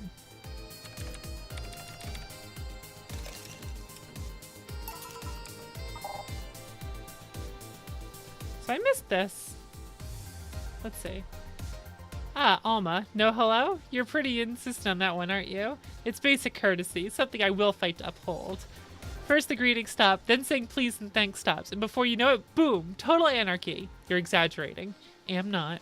In fact, I'll go through that door again, and I expect you to properly greet me this time. Fine. Hello, Jill. Once upon a midnight dreary, while I pondered weak and weary, over many a quaint and curious volume of forgotten lore. While I nodded, nearly napping, suddenly there came a tapping, as of someone greatly rapping on my chamber door. 'Tis some visitor, I muttered, tapping at my chamber door. Only this and nothing more. You overdid it. You totally overdid it, quoth the bartender. I did not. So you like poetry? I had a phase. Can I get you something? Cobalt Velvet. Here? Sure, let's go with this. I thought that's what I gave her. Oh, yeah, something I've been wanting for a while. Does the name Shadow Master 69's Chronicles ring any bells? Wow, you went pale? Didn't know the game name doesn't ring any bells. May 22nd. Today, my daily card readings told me that I'd meet great change thanks to an old man. Jill quoted the Raven when her girlfriend is named Lenore. Womp womp. Womp womp. You forgot how to do big drinks, so Donovan was really rude about it. Oh, that's funny. My biology teacher told me I had been picked on for an inter-school contest in my latest entry. I just knew a scientific theory on the idea of auras was as revolutionary as I thought. Soon I'll bring the world into the occult silent singularity. Later entries don't seem to have gone that well, though. Mentions of being laughed at, being lectured on why the essay was wrong. Jill? I made sure to delete that blog! No evidence should be left! I can think of at least 6 different sources off the top of my head that all of that stuff archived. Why? Why? Sheesh, relax. It's not that bad. What do you mean it's not that bad? Don't you realize how embarrassing it all is? We've all been young, Jill. Relax. It's not like you're still like that nowadays. That would have been embarrassing. You're not still like that, right? Gods no, I gave up on the whole occult stuff. It's just that remembering all that stuff is... Jill definitely was a goth girl. Like, no one is surprised by Jill being a goth girl. I don't know, I like the way you looked. All dressed in black with the rare accessory popping out thanks to the colors. I mean, at least you had the decency to use makeup and take care of yourself. So you have a pick. Oh god, you have a fucking pick. Why do you do this to me? Why do you dig out the sins of my past? I was bored. Last Friday, I had to take my mind off the whole Diana thing, so I ran a small background check on you. Simple stuff, just checking past internet activity. Please don't run background checks like that. I just use a search engine, you know? I didn't request documents or anything. What led you to the page? You do realize your main mail account is everywhere. It's still the one you used back then, right?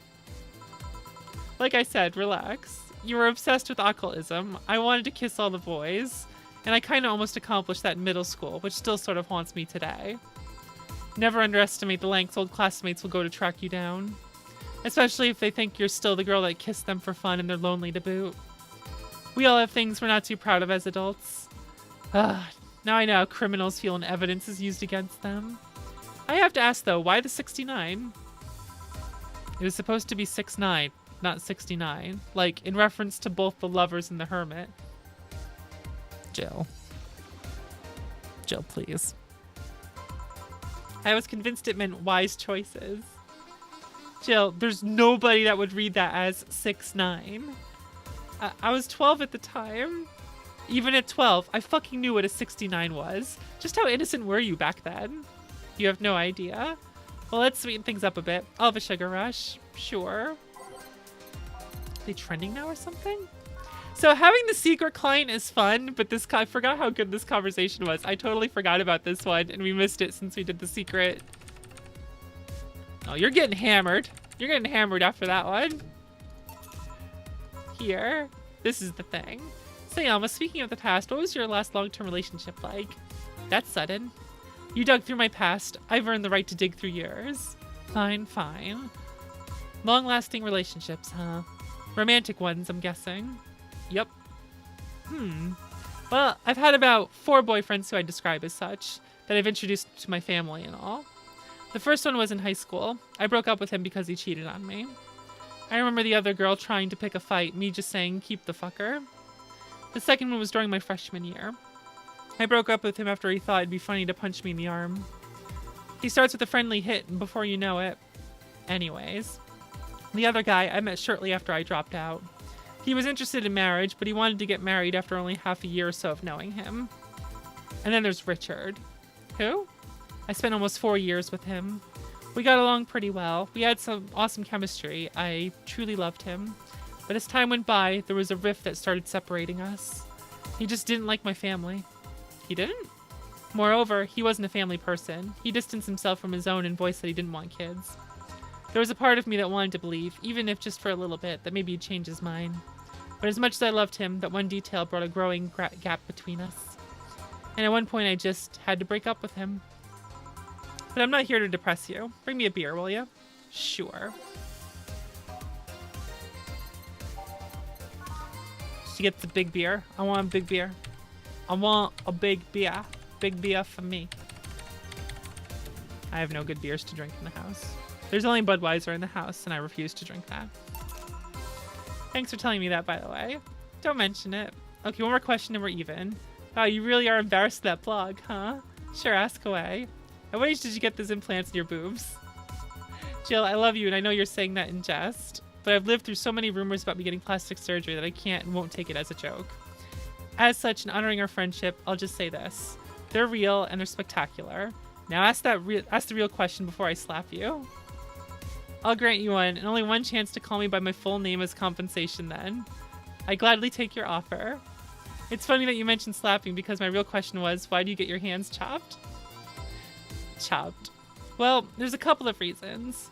The first is that I spend lots of time typing, and these replacements help me avoid carpal tunnel syndrome. Oh. There's other utilities, like how I can interface with many devices. For example, there's a tiny computer embedded in my glasses. If I move my index finger, it acts like the computer's cursor. There's lots more, but there's small things that don't sound that impressive when I say it out loud. How did your family take the operation? They took it well enough, except for my mom. She freaked out for months. And even went to the hospital to ask for my hands. Don't you miss them? Sometimes, but just during emotional moments. But as luck would have it, someone else has them. Shortly before my operation, there was an accident on the highway. One of the victims was this young lady whose right hand got completely crushed. I told them to check if they were compatible and all that. I mean, implants are not everyone's first choice if they can get a natural replacement. A bit of cosmetic treatment and it could pass off as her original hand without no problem. Last I heard, we were compatible and the family agreed to the donation. I don't know what became of her, but I hope she's fine. And you didn't tell your mom about that? I didn't want her pestering the poor girl. So are we cool now? Are we even now? Are we? You were pretty pissed about my comment regarding your boobs. Again, I'm sorry. It sounded a lot less rude in my head. Yeah, don't worry about that. Besides, I get to call you Julianne once. Now you don't. Eh? Why? You just called me by my full name. Are you serious? One chance and only one chance, and you just used it up. Damn it. Surprise. Hey, Alma, this might be a weird tangent, but do you believe in ghosts? Hey. Not particularly, no. Although there was this paper I read once that was quite interesting. It proposed a scenario where nanomachine clusters would leave the body after death. And they acted as a collective hive mind through residual brainwaves. The result would basically be an image not unlike a hologram.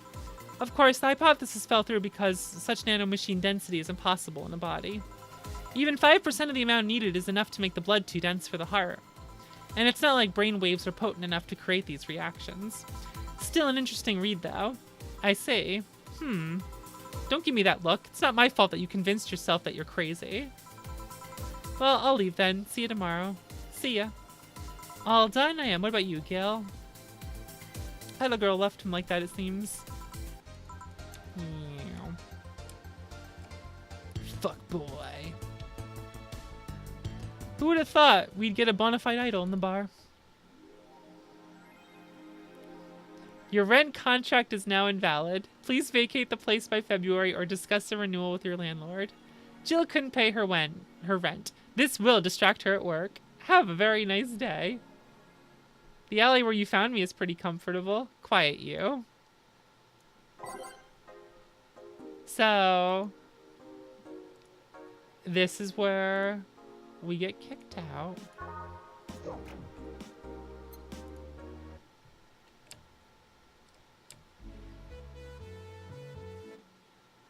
Well, we gotta go to the ending first.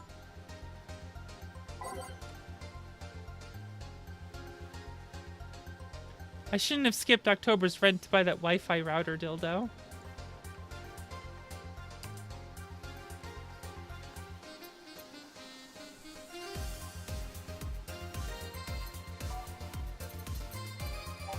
Oh, I think the distraction means when they ask for drinks, she doesn't like say what they wanted at the time. I just didn't know if it affected her actual dialogue.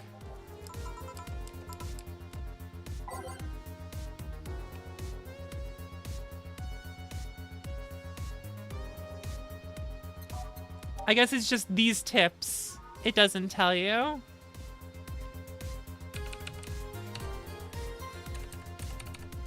That makes sense.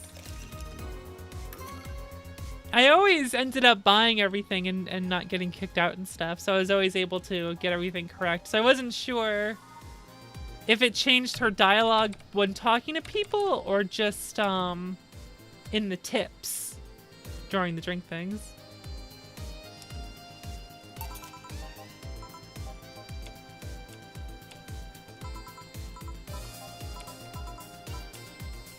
Let's see here.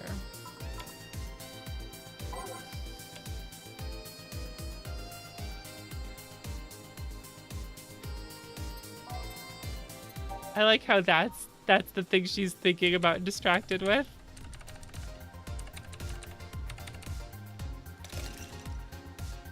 Piano Man. I have the guide here that says what to do anyway, so.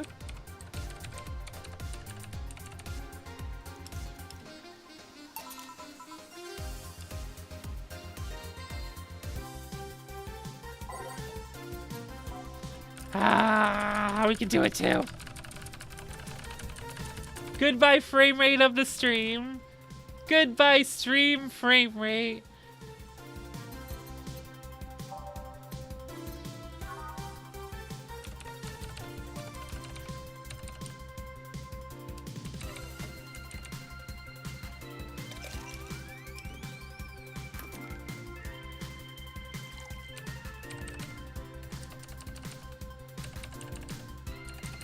There we go.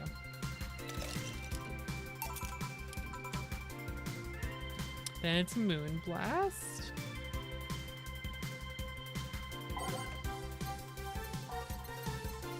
I like how, since there's set times that some of the stuff can show up, skipping through the dialogue makes them all come up faster.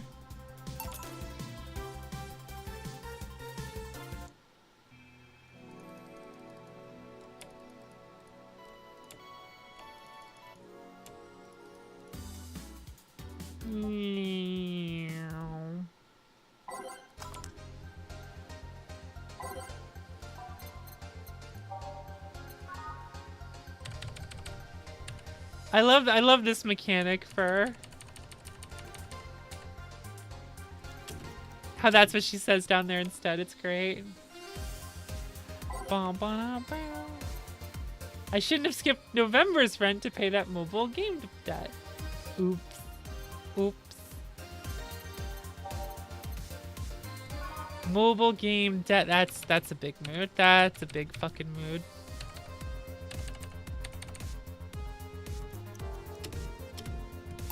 And you don't even get what you want in your mobile game. Knowing my landowner, I'll have to wait at least a month for a new contract.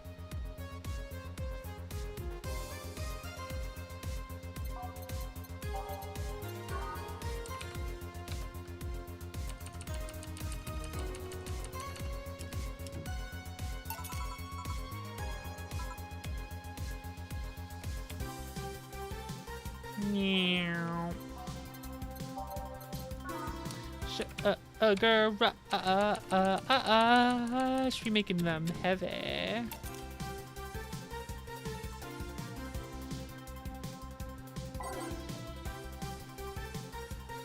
Valhalla triggered Mim PTSD. Yeah, I didn't get Mim, and I'm not happy. I'm not happy about it at all. It's very embarrassing.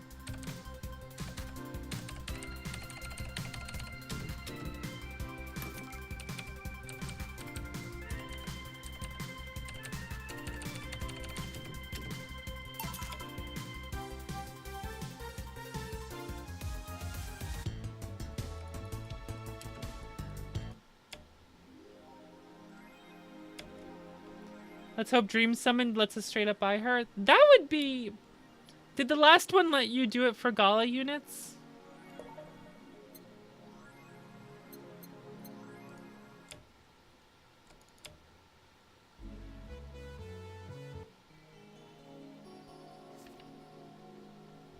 No. Yeah, they're not gonna do that. I'm just gonna have to save up all my Wormite for the next 2 months and hope for the best with the lower chance.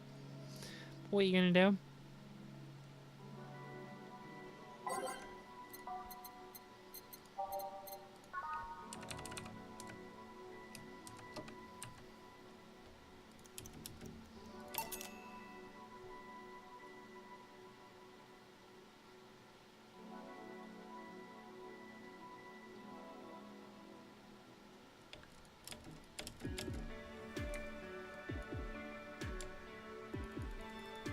if we can speed up the credits.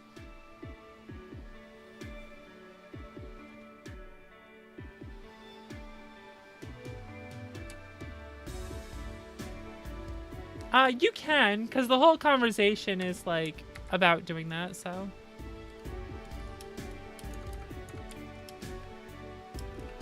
But we're not going to do that. We cannot skip ahead in the credits. That's okay. But no, she has a conversation where, like, of her having her first beer, and, like, you know, we'll have alcohol just this time. You're with me. It's okay. We'll just have a sip. It's all right. Adulthood moment.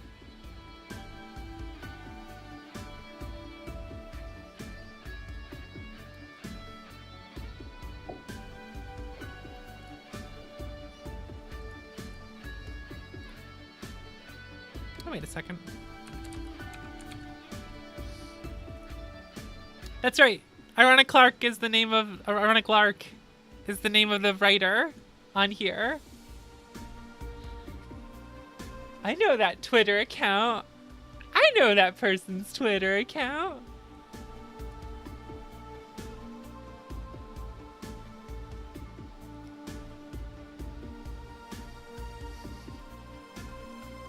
Sukuban's co-founder and words person, writer of Valhalla and Nirvana.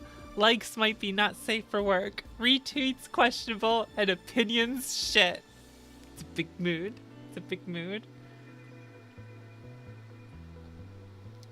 If you would like to follow the Twitter account of the writer of Valhalla, there it is.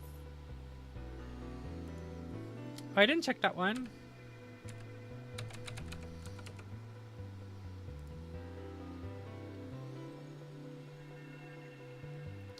The director. Ah, I see.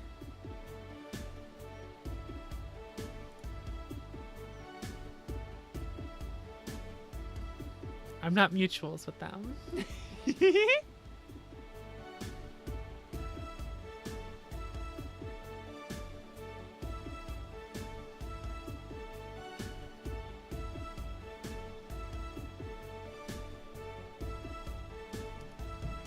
A lot of these indie groups that make really, really amazing games like this make me really want to do something eventually. But, you know.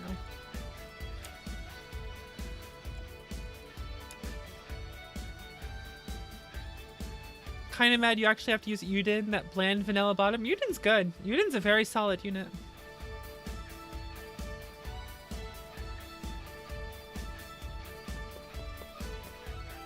Get ready for the other ending, guys.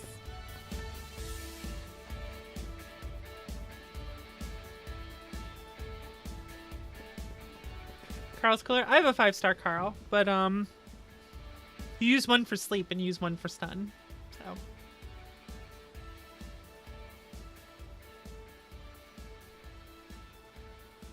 etc., etc.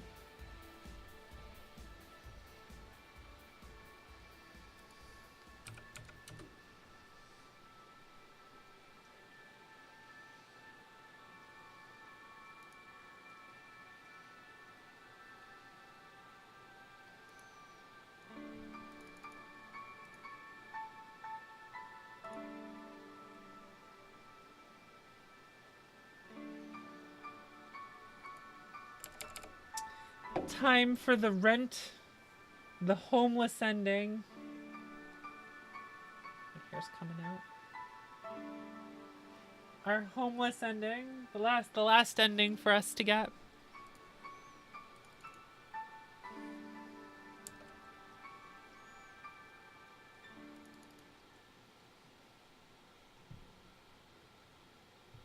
Wednesday, February 1st.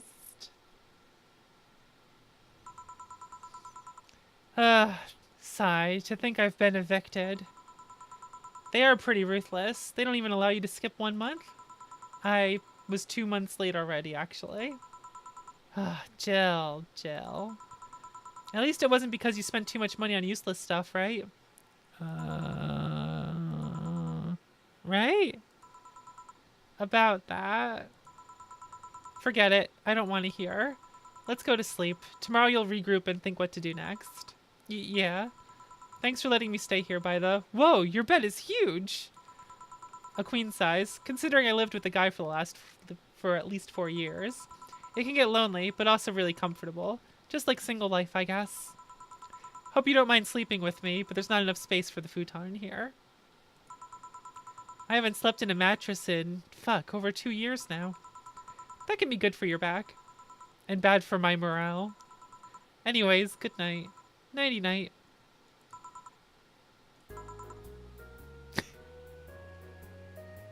Cozy hell is the achievement.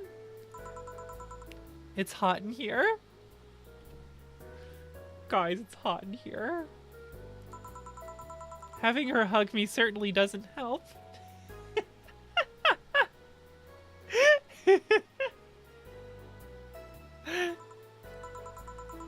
I don't want to wake her up either. She looks so comfortable right now. I wonder if Boss would have let me crash in her place.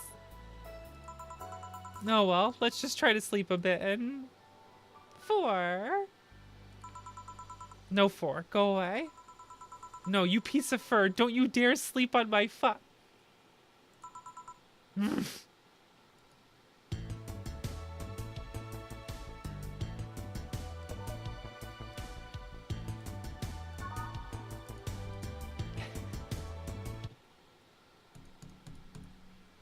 Goes to sleep, she just immediately clings to her, just completely conks out.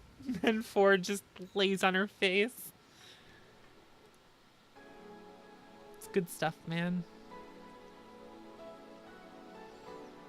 So there's some other achievements we can get. Through the New Game Plus and stuff.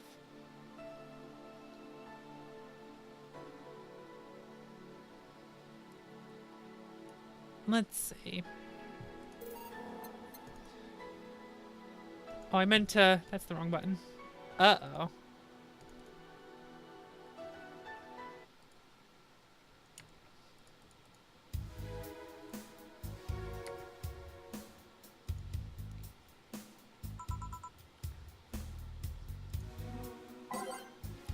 Let's load New Game Plus. We want to go to day 17. Boo. Why didn't I show up on the TV? Gags get old if you repeat them too much, you know? But no matter, thank you for playing again.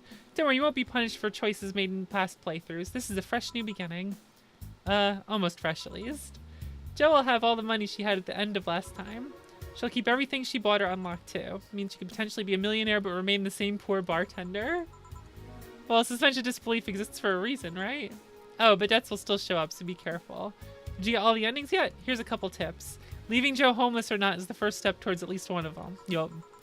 There's 2 of them rely on being a top bartender to the buff sweetheart and the cat-eared beauty. We got that. Of those 2, one needs you to be patient with the pompous buffoon, which we did. The other one needs you to serve the busty droid what she wants, which we did. The other busty girl, the blonde one. You should get hers as long as you're not an asshole. It's true. Hers is easy to get. And Becky should be easy as long as you remember what she says. 6 different endings. Can you get them all? Sorry for all the chatter. Let's pretend this never happened. Game start. Yeah, Dorothy's was from giving her one of the drinks that she likes when not prompted for it. When she's feeling down or whatever. So. No more tequila seasoned ramen before afternoon mat. What the hell are you chewing on for? Is that a letter?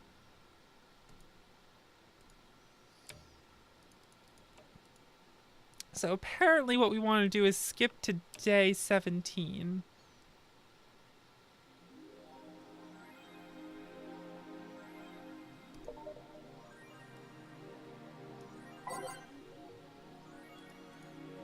How do we do that?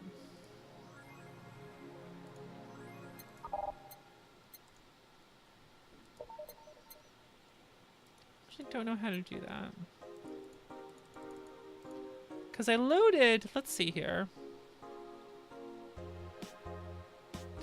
Oh, no, we already did this. We loaded the previous save that let us skip to it. Okay, I know what we did now. Okay, I did it wrong, so.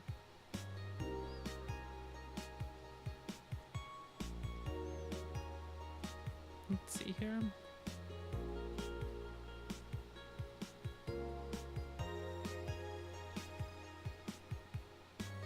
Oh, we have to go through the first day and do everything properly, and there's new things that we can buy in the store.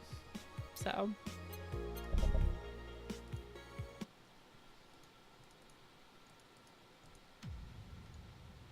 So what do we have up here? Anna. Oh. Oh. Let's... Oh, Nirvana. Oh, there's a demo. I didn't know there was a demo. Okay. Let's do Prologue. Let's do the Prologue. I never actually did the Prologue. Good evening. Free bar. Well, at least one of my employees showed up. Huh? What about Gil? He mumbled something about holes and pests and asked for a couple days off. Business as usual then. Not quite. I mean us, not Gil. Business will be a tad different through the weekend. We got booked. That's no one who made the booking. Is the Prologue the dog thing? Prepare yourself. The Cypher Toy Company. They make toys for dogs. It's their anniversary or something like that. We usually don't reserve the bar. Why do it this time? The clients are adorable. Excuse me? You'll see. Anything special I should know? They'll give you a ticket to trade in for any drink they want. Just do your usual thing. Fair enough. I'll be in my office. Call me if you need me. Sure. Well then. What could go wrong? Trying to mix drinks and change lives.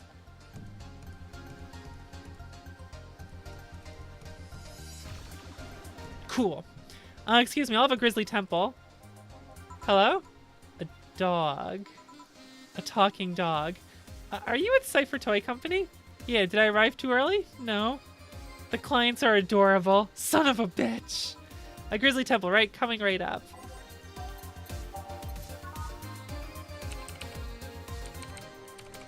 Oh no.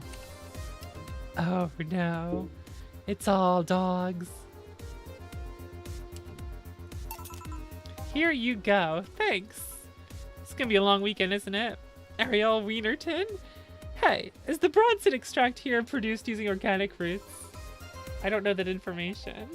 Anyone I could talk to about that? Here, right now? No.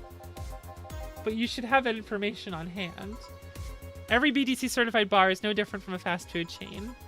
We get the same supplies as everyone else. Ask BTC officials if you want to know. But you should, but we don't. But saying that we should over and over is not going to change reality. Give me something with lots of Bronson extract then. Okay. This has 2. 2, 1. 1, 3, 5. We can give him a gut punch. Oh no, this one has 6. Mars Blast has 6.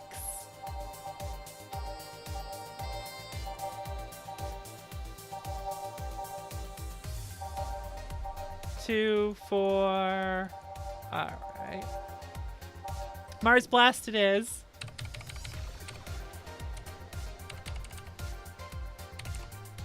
Blend it up. Did I do it right? I think I did.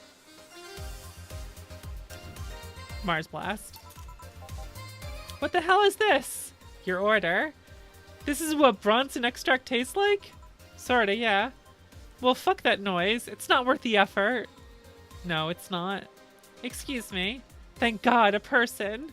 Well, as much of a person as the design designated driver can be. What I mean is, why are there so many dogs? Why dogs? Why? Well, the Corgis created the Cypher Toy Company, and they've been doing a great job, so... A company run exclusively by dogs? Really? And a good one at that. Their only problem is that they have a not-so-discreet preference for hiring Corgis exclusively. Why? Something about being more comfortable around their own kind. Are you with them? Well, I do prefer Corgis, but... No, I mean, are you working with them? Yeah, well, I'm only here because the law requires at least one humanoid on the payroll. Does the law really cover such scenarios? Why take a job like this? Because it means I'm surrounded by Corgis all day long. Designated driver woes aside, it's the closest thing to heaven. Although, to be fair, I'm not much of a drinker anyway.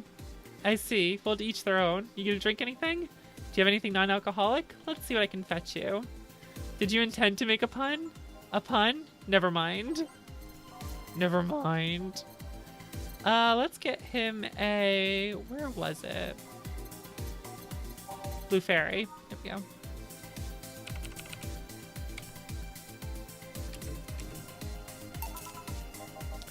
Thanks. You sure this is an alcoholic? Pretty sure. Okay. Is it really going to be only corgis today?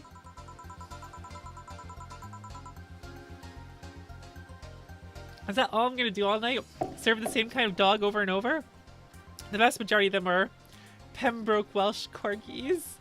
A couple of Cardigan Welsh corgis. But the relationship between the two breeds is a tad difficult, so the Cardigans weren't invited. So yeah, I guess I'll be serving the same kind of dogs all night. No, I mean, isn't there some other human I might talk to today? There's a woman on staff, but she couldn't come today. Oh boy. Is that a problem somehow? It's not really a problem. We've survived worse than this. Like the time when a AA meeting came here asking for non-alcoholic stuff only. No, AA, Alcoholics Anonymous. Oh my god. AA meeting. Music games have ruined me. But just thinking about the fact that I'm serving drinks to dogs, then at some point all the choices in my life led to me serving drinks to a group of talking dogs. It's one of those moments that makes you want to stop and rethink where your life is going. Do you perhaps not like this job? Well, I do. I love every second of this job, but dogs? It's like a fashion designer suddenly realizing he's been designing edible underwear. I still don't see what your problem is with the dogs, but I'm not going to force the subject. I'm going to try entertaining myself for a bit. The stuff for playing pool is underneath the table. There's also darts in the box next to the jukebox. Great, thanks for the information. Call if you need another drink, sure.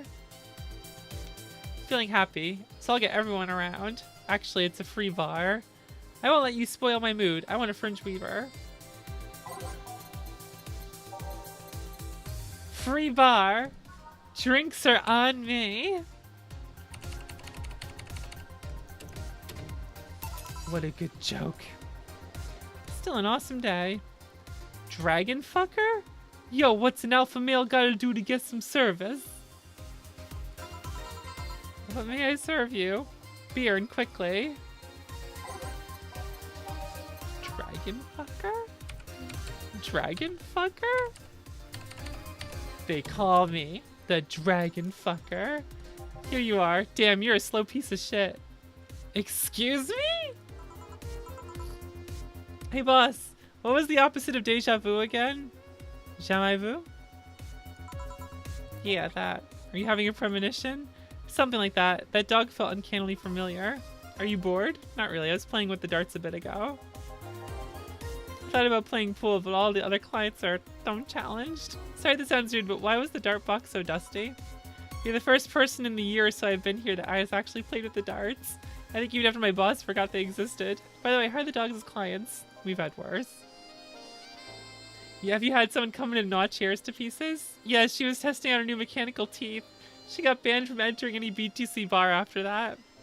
With anecdotes like those, you'd think serving dogs would feel totally normal. You'd be wrong because even then we were talking about humans. Are these drinks bad for the dogs? Now you worry about that? And no, they aren't. Only cappuccino monkeys are at risk if they drink those chemicals. Want anything to drink? Surprise me, but keep it non-alcoholic. Sure.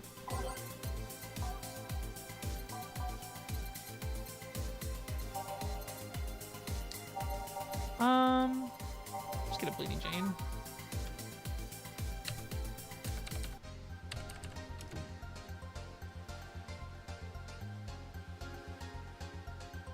Boom. Thank you. They talk through their collars, right? That's right. How do they work? It's not too hard, really. They're just translators. They read the dog's brains and turn their thoughts into words. Do keep in mind that today's dog breeds have more cognitive capacity than their ancestors. If you put the translators on dogs from a decade ago, they wouldn't work like they do now. I read something about that once. Why do they wear those small tuxedos? It's good for PR. You don't say. It'll be a bit before we go for the day. Any other questions? Yes. Why the fuck do these dogs want to get drunk? They see humans do it and they think it might be fun. Just like teens then. Now if you'll excuse me. Satan's helper. Satan's helper. My bad. I had that wrong there. What can I serve you? Moon. Excuse me? Moon. That explains the moon on, where is it? Hold on, I'll find it. Hey, Liz. There it is. Wait, no. Is there a moon there? Oh, boring. 8.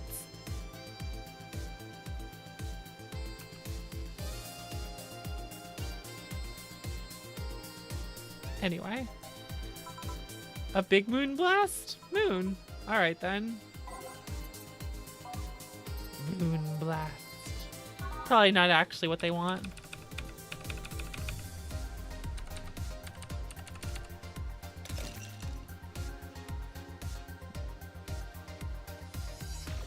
Boom.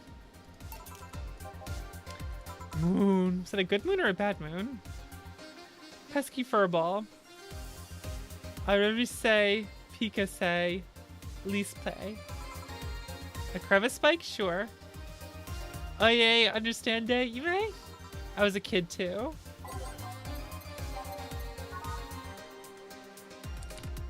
Just dogs. So many dogs.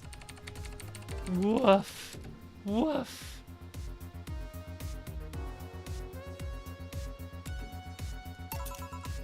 Here, eh? Thanks, eh? You sure didn't give me alcohol? I'm feeling dizzy. I didn't give you any alcohol. Maybe you're just drunk off the mood of the place? Yeah, that might be it. You want anything else? Oh, sure, why not? What do you want? I'm not picky. Give me anything. Of course. I mean, I'm giving you non-alcoholic things.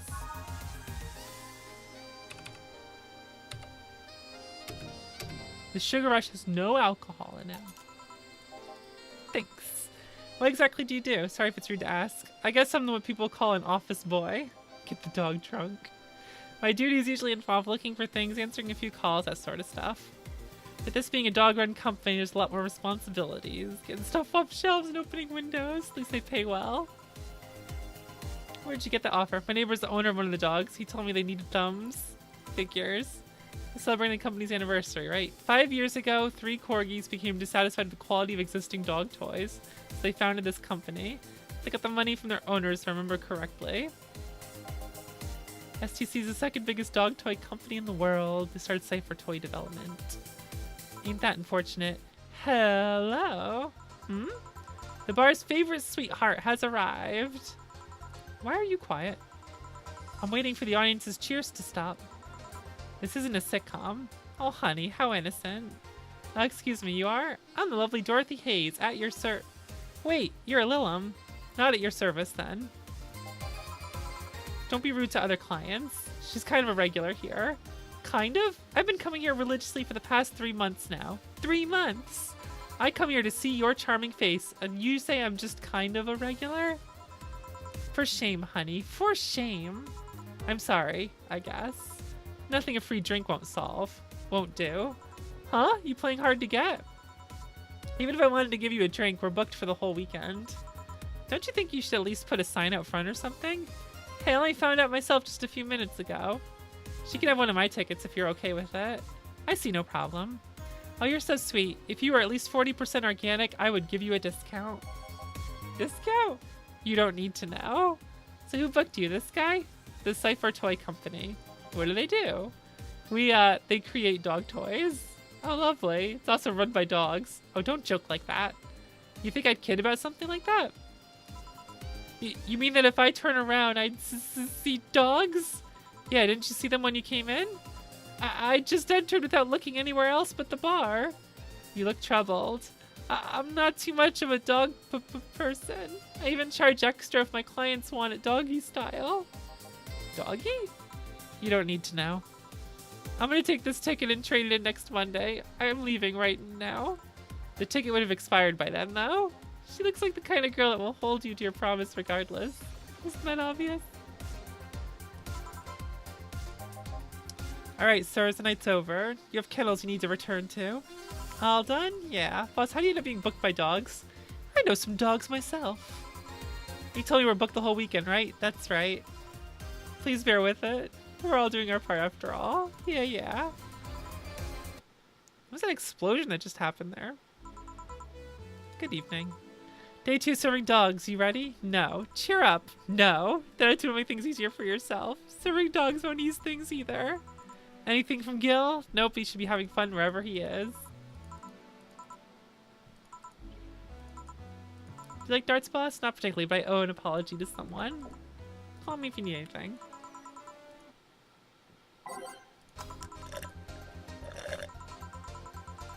Oh, hey, can I have a big beer, please?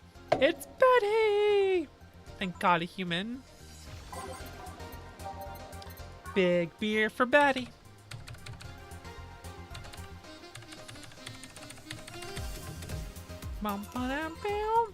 Thank you. Ask what you do for these dogs, Miss Beatrice, but everyone calls me Betty. And why do you need to know that? If you've been stuck with dogs all day, you'd also be curious when a human walks in. Fair enough, I'm their veterinarian. They're all your clients? Yeah, company-issued vet. I mean, I have my own office, but it's in their building.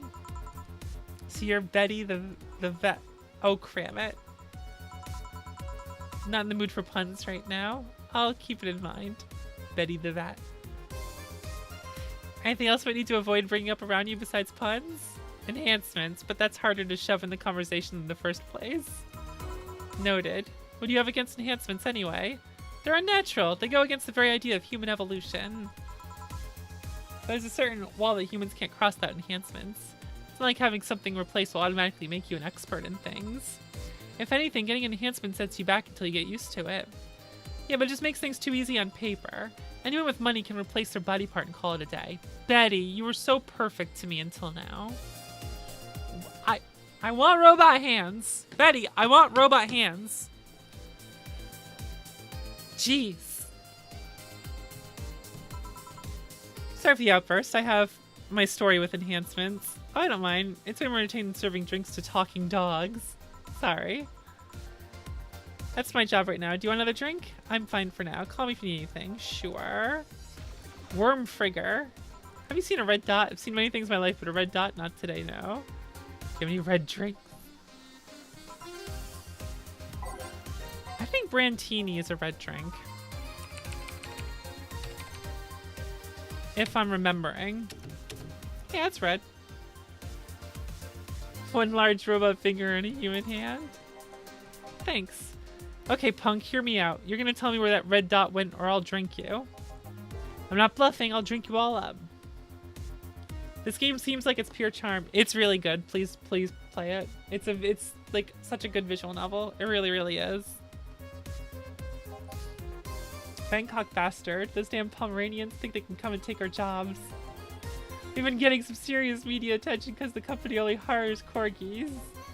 You know what I say? It's good we don't hire anyone else. We don't need more races ruining our workplace. Next thing you know, they'll be asking us to hire cats. When other races bring new skills to the company? Shut up. What do you know? Give me a bad touch. Alright. Racist dogs. Racist dogs. Racist dogs. What are the odds? Wait, if I can't tell the difference between them, does that make me racist too? Would it matter if you're racists against racists? Bartender, please stop dozing off. I need booze. Sorry, what can I get you? I'll have a Zen Star. Why do you want a Zen Star? These things suck. They're just...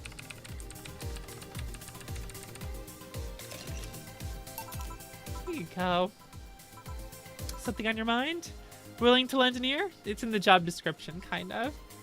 You mentioned the thing about talking dogs. I thought people throughout the ages have always dreamt about talking to animals. Never mind the fact we could always understand their body language. Now that we understand them, what do we find out? They're just furry, adorable little office workers. Actually, scratch that. I've yet to meet a furry office worker with half the charisma of these little guys. You met furry office workers? I've seen my share of the world, bartender. Sounds like you're tired. It's fleas and tick season. I am tired. So you're tick. Don't you dare. Ahem. Well, this whole free bar thing is nice though, I guess. It'd be nicer if we actually had time to get properly ready. What do you mean? I found out about the booking yesterday as I was getting ready. Did the client ask for something special? Was there something I needed to know about them? My boss didn't specify anything. All she said to me was pretend it's like any other day. That was a screw up on our end, sorry. They were desperately looking for a place to celebrate. I was actually surprised to find out they had a place. forget their anniversary? The Cardigans were the ones that hired it. Oh no! They didn't want any Pembrokes at their party. These dogs are like annoying little suburban kids. What are these Cardigans I keep hearing about? Another kind of corgi with different fur colors and a slightly different attitude.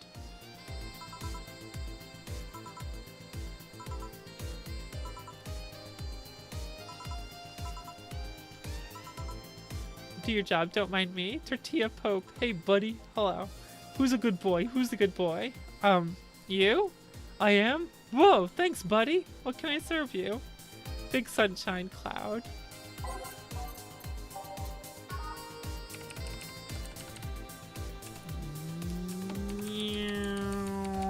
Rock Splendid.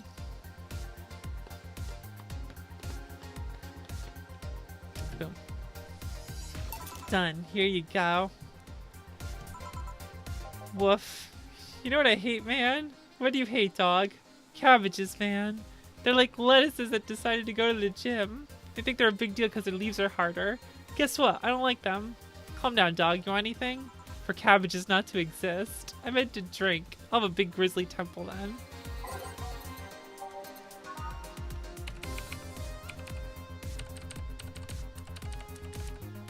Boop, boop. Blend it up. We're just going through the gambit of drinks here in the prologue. Chill out for a bit, dog. Thanks, man. Bartender, yeah? Do you have anything sweet? I'm talking about drinks, right? Are you hitting on me? If that's how you want to see it. Let me see what I can get you and make it big. Do you like them big, Miss Betty? It's not the size, but how you sell it. Gourmet food exists for that sole reason. Wise words. She wants a big, sweet drink.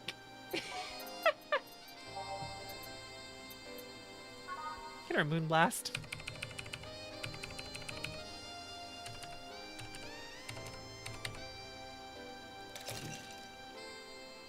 Big ol' Moonblast.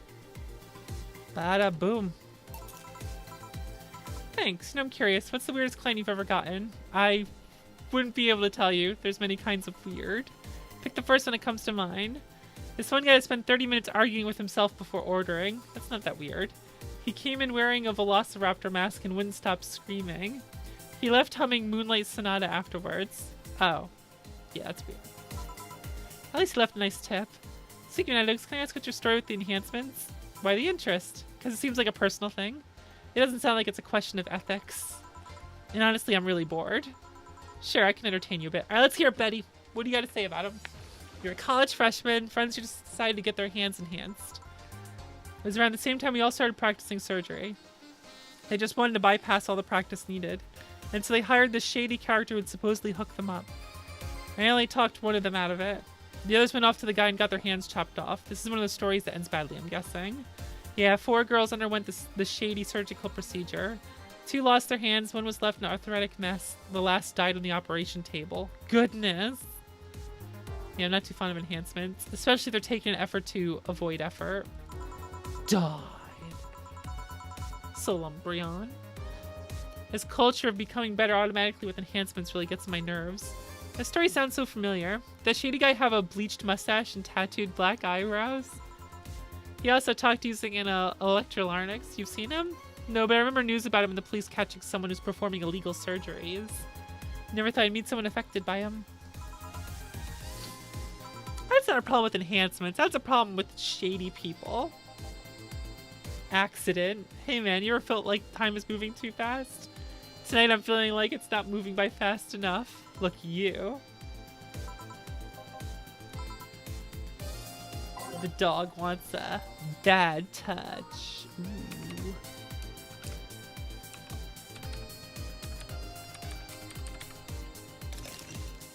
Boom. Dog 5. 1 Brantini, please. Brantini, that's my favorite drink.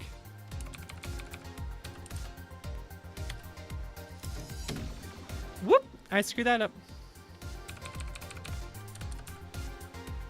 What did I do? Probably I might have forgot to age it or something. Whatevs. What's with the dogs this game? This is the prologue where they had to serve a bunch of dogs. Excuse me, the beer mat's dirty. Sorry, I'll change it. Not leave it like that. It's already ruined the brandtini anyway. Hey, bartender.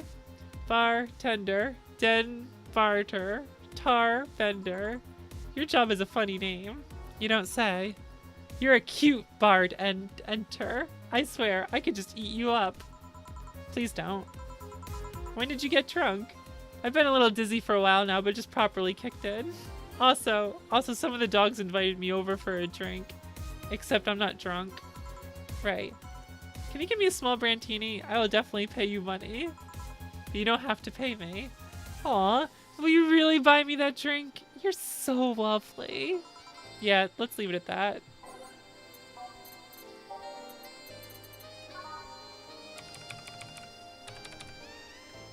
Jill, you can date her. She's lovely. Betty is lovely. Shucks, this is smaller than I thought. You're in no position to drink anything more than that thimbleful. Maybe you're right. Hey, what made you become a veterinarian? I love animals. They're so cute, so funny, so huggable. That dog's name was Dog 5. It was. I want to keep them happy. That's why I became a veterinarian. It's not always easy, but the knowledge that I've helped these cute, cuddly, squishy animals lets me sleep like a baby at night. Speaking of animals, where are you? Oh, that's where he is. Okay, that's fine. Lovely. Speaking of love, have you ever been in love, Randbert? That doesn't... Excuse me. Haven't we all been in love at some point in our lives? Why? I need advice and you look like a nice person. Sure, thanks. Actually, it's about someone who was really focused on his job, so I figured you'd understand. I need to know. How do you get the attention of someone like that? Of someone that's so hyper-focused on something he disregards everything else? Taking an interest in whatever he's obsessed with is a good start. But there's really no science to this. Make him feel loved and special just like you would anyone else. You sure? He's, like, really, really, really obsessed.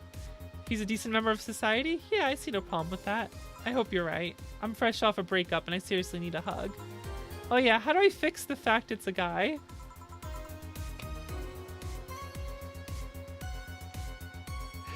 Beg your pardon? I'm not into guys, but this here is a guy. What do I do? Right. Need to serve dogs. Sorry. No need. We're leaving. Already?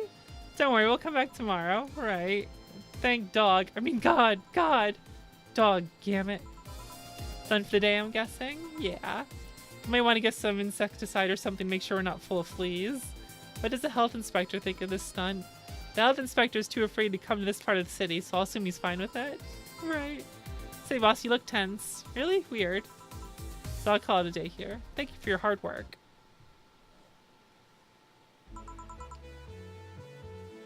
Don't corgis have, like, multiple health problems from generations and generations of inbreeding and conform to arbitrary human standards? What we find desirable in the breed? I thought that was pugs. It's a lot of dogs.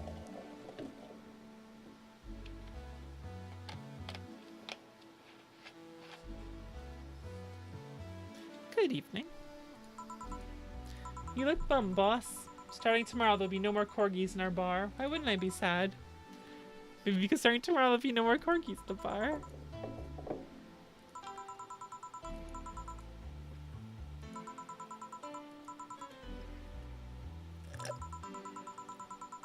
Of all my worries, Gil's the least of them.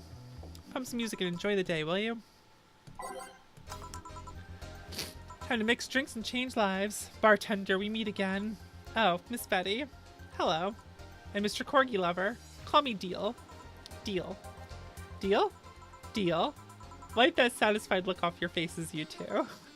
What can I serve you today? I'll have a beer. I'm not the designated driver today, so give me a French beaver. Big beer.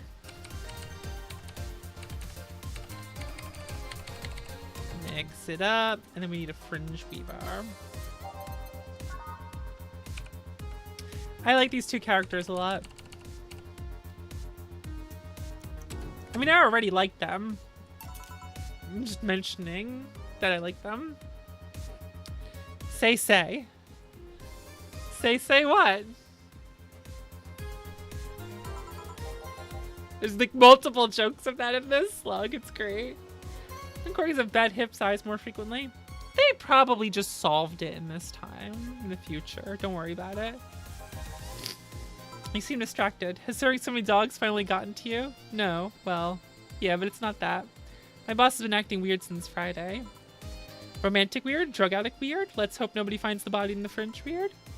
For starters, the fact that she only told me we've been booked moments before we opened. Plus, she seems completely distracted and lost in her thoughts. Like you. Worse. Oh. What could be going on? We don't have a license for that. Oh well, thinking about it too much is not part of my job. Can I ask you something about your job? Sure. I've always been curious. What does the BTC need in their bartenders? What do you need to study? They train you from scratch, so you don't have to study anything beforehand. What does the training involve? A lot of etiquette and regulation work. Most of our time, though, it's actually spent in simulations. Different scenarios involving different chemical hazards, that sort of thing. Ooh. The chances for failure are really slim, but it's better to not take those chances. I see. Laboratories and cancer. Ah. Mr. Puff, they are chasing me, man. Who? The cabbages, man. The goddamn cabbages are everywhere. Big blue fairy. The dog wants a big blue fairy.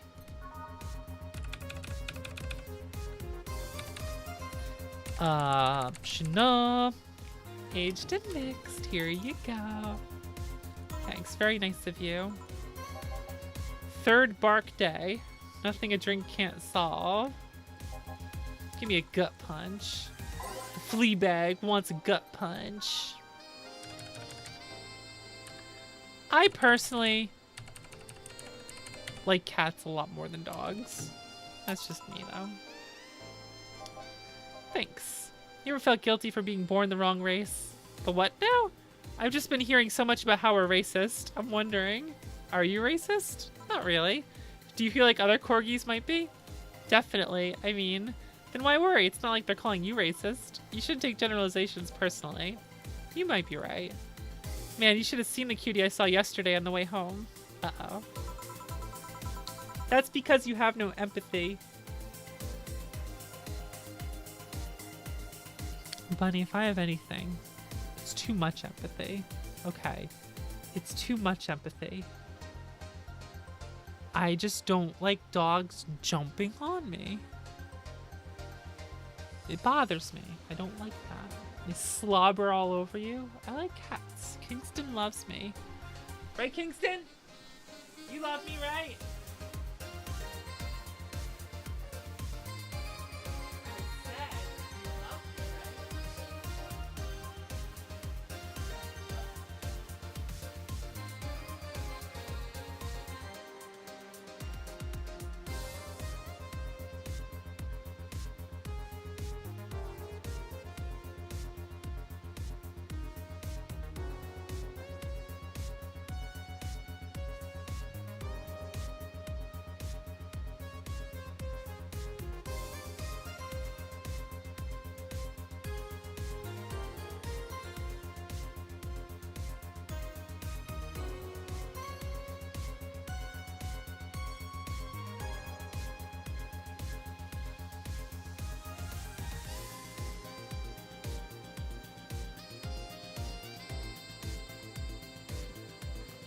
Kingston loves me, damn it.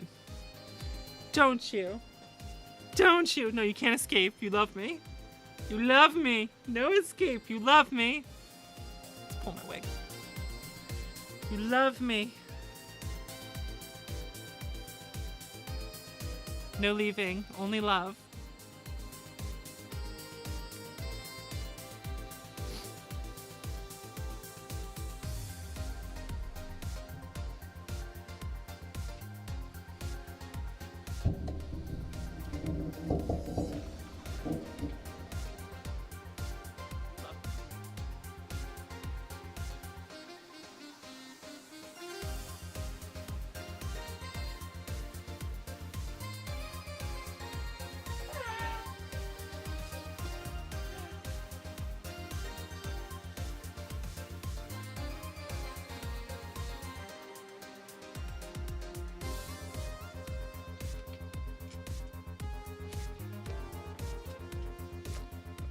He tried biting my hair.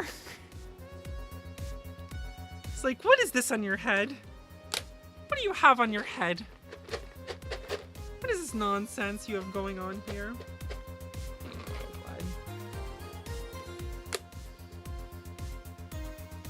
Just like that. You want the rest?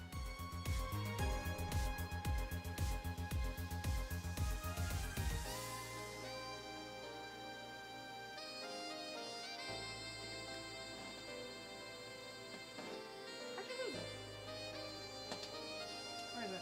Where'd it go?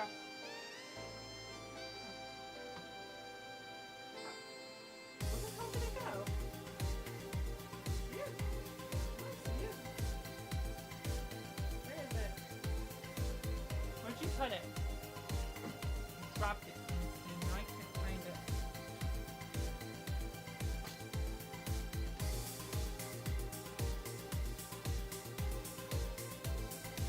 He knocked the treat over. Now I don't know where it is.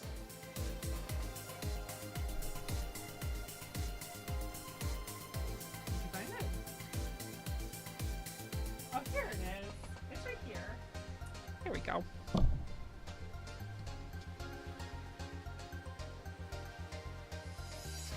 There we go.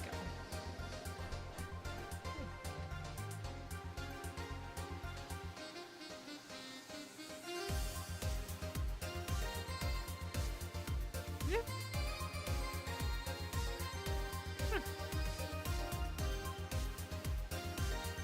Good, good.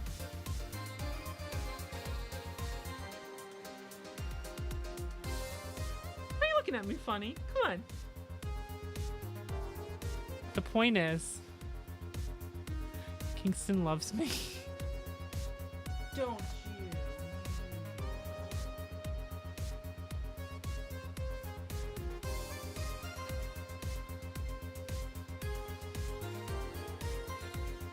Kingston snuggles me. Okay.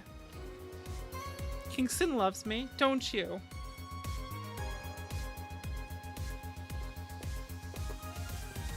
He's very attached to me. He's a needy boy, but I love him.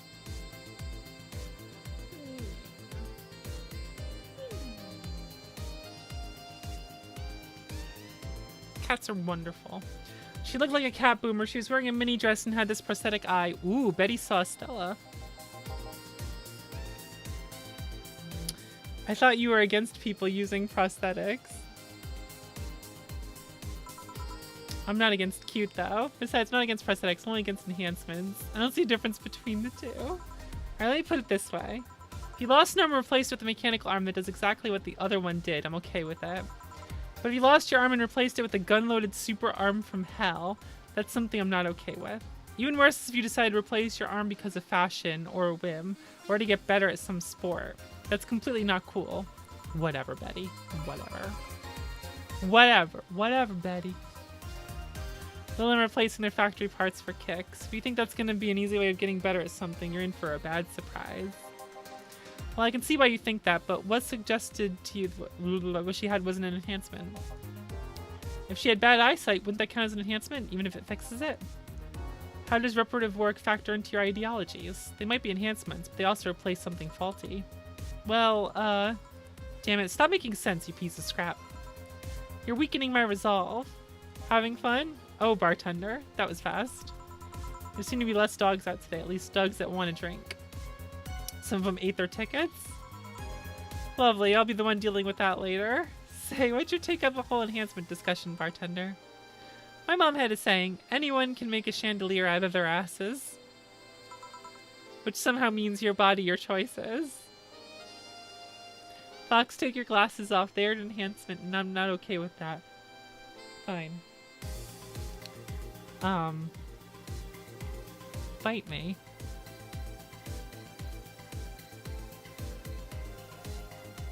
Yes, these are one of my 2 new pairs of glasses. Yes. Chandelier out of asses. Fox is a cyborg. God, I wish I was a cyborg. If they're not hurting anyone, I don't see the point in hating them. See, Betty? Hey, I didn't say I automatically hate anyone who has an enhancement. Me being against something isn't the same as me being against someone. I'm not some 12-year-old blindly hating something because of something like that. Maybe you should practice what you preach. What does that mean? I fear retaliation, so I'm not saying another word. You two gonna order anything? I'm fine right now. She's drinking mine, actually. Call if you need anything else. Sure. Let's see. Ow! So much for avoiding retaliation. Poop eater. Remember, clothes are a technological extension of your body.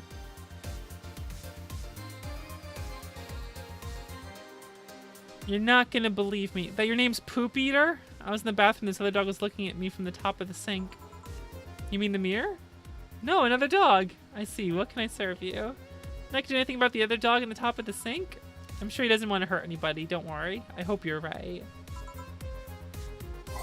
Something sweet. Let's give a sparkle star.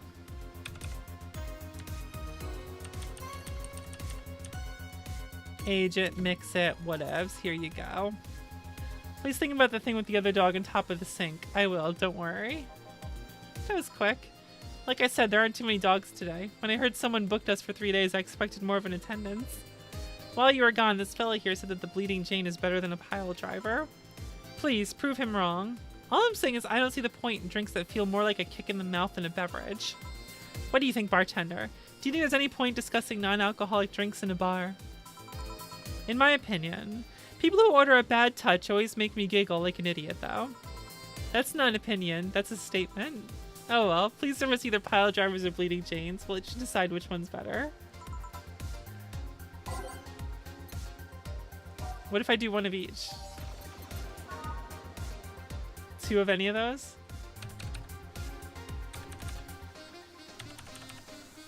What happens if I do it this way?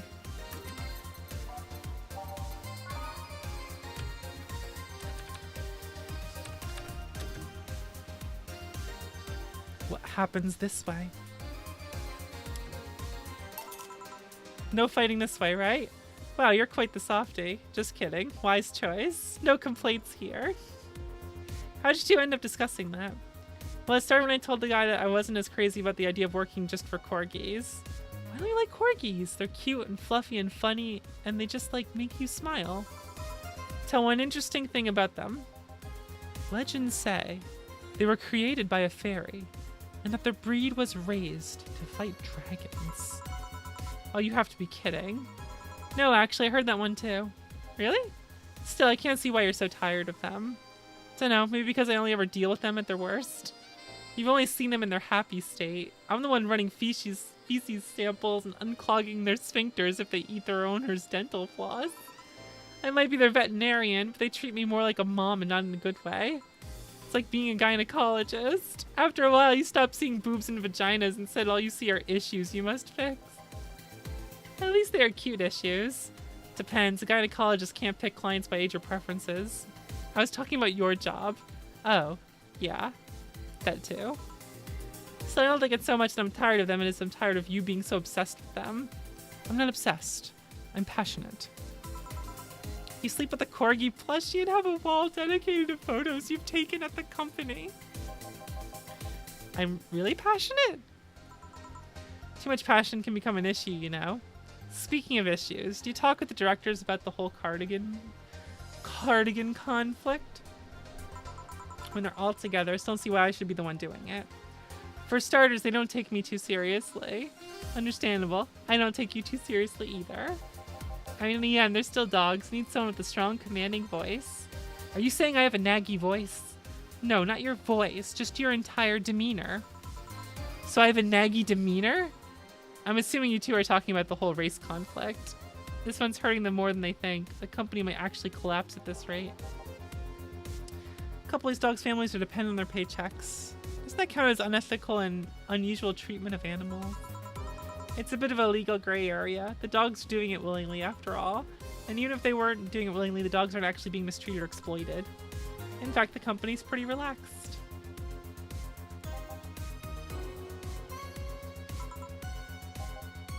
My guardian. Oh, I passed the test years ago, but I couldn't leave him. It's actually commonplace, isn't it? Little being unable to leave their guardians because they feel too much like the family. Yeah, it makes sense. Like with Dorothy, referring to her guardian as mom. That made sense. My mouth is very dry. How do you become a Lilim's guardian? You file a form with the Artificial Intelligence Council. The Ike! If they deem you useful, they'll give you authorization. Weeks notice before they give you all the data about the Lilim you'll be taken care of. 3 different personality tests. Lilim wants to stay with you after that, that's your problem. Diversify the possible outcomes. 2 Lilim can be the same model, but they'll grow differently depending on their guardians. What if something happens to the guardian? New guardian can appeal to the council, saying they're more fit for the position than the original. This happens when a guardian has become unavailable in some way, or because you can back up claims of neglect or maltreatment. You spit out all information like it's hard-coded in you. I worked in that department for some time before coming to the STC. It's almost a reflex. Are you interested in becoming a guardian bartender? I don't know, I'm just a nerd when it comes to AIs in general. The money they give you for it is not that great though. I see. All time to check on the dogs. Money shredder. Listen here, punk. Sorry, I didn't mean to call you a punk. It's just I was chasing my tail and now I'm too hyper to control myself. Sorry. Just give me anything. Alright. I wonder if it's safe to give him something sweet. Sure. Why not?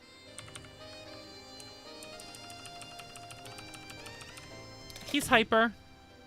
Let's load him up with alcohol. I see no problem here, right? Thanks, punk. No, see, I can see the real value of other dog races, like Pomeranians. They are nice, but they aren't corgis. Yeah, I can understand that. Remember the cute girl I mentioned earlier? Yeah. The white knight that was with her? She wasn't half bad either. I mean, it was obvious that a tapestry of muscles was hidden under her armor. I prefer more delicate-looking girls, though. You can appreciate how something looks. That doesn't mean it's necessarily your thing. And you, bartender? Me, what? Which dog race do you prefer? That's not the question I was expecting. Not much of a dog person, actually. Do you have any pets? A cat named Four, yeah. He's just a stray I rescued. Do you like rescuing girls, too? I'm sure I should be making a witty retort right now, but I'm just gonna go ahead and say no. Weird. I've always thought that the rescue fantasy was universal. Why call it Four? Four is a Lilim I met some time ago that... Never mind. Pretty lame name if you ask me. Better than calling it Asshat. I bet when you and Four play, it's quite the sight, eh? He's so lively, sometimes I fear Four shadows my presence entirely. You guys want to lose consciousness that much? You really need to calm down with the whole pun-hating stuff, Betty. But to move away from this whole foreground... What is this rescue fantasy you mentioned before? Foreground? You know, the one that where wayward, dangerous souls redeem themselves through the power of love. The bad boy who turns away a life of crime. Deal's just wilding out. Deal just, you can't deal with a deal sometimes. Corny romance cliches 101.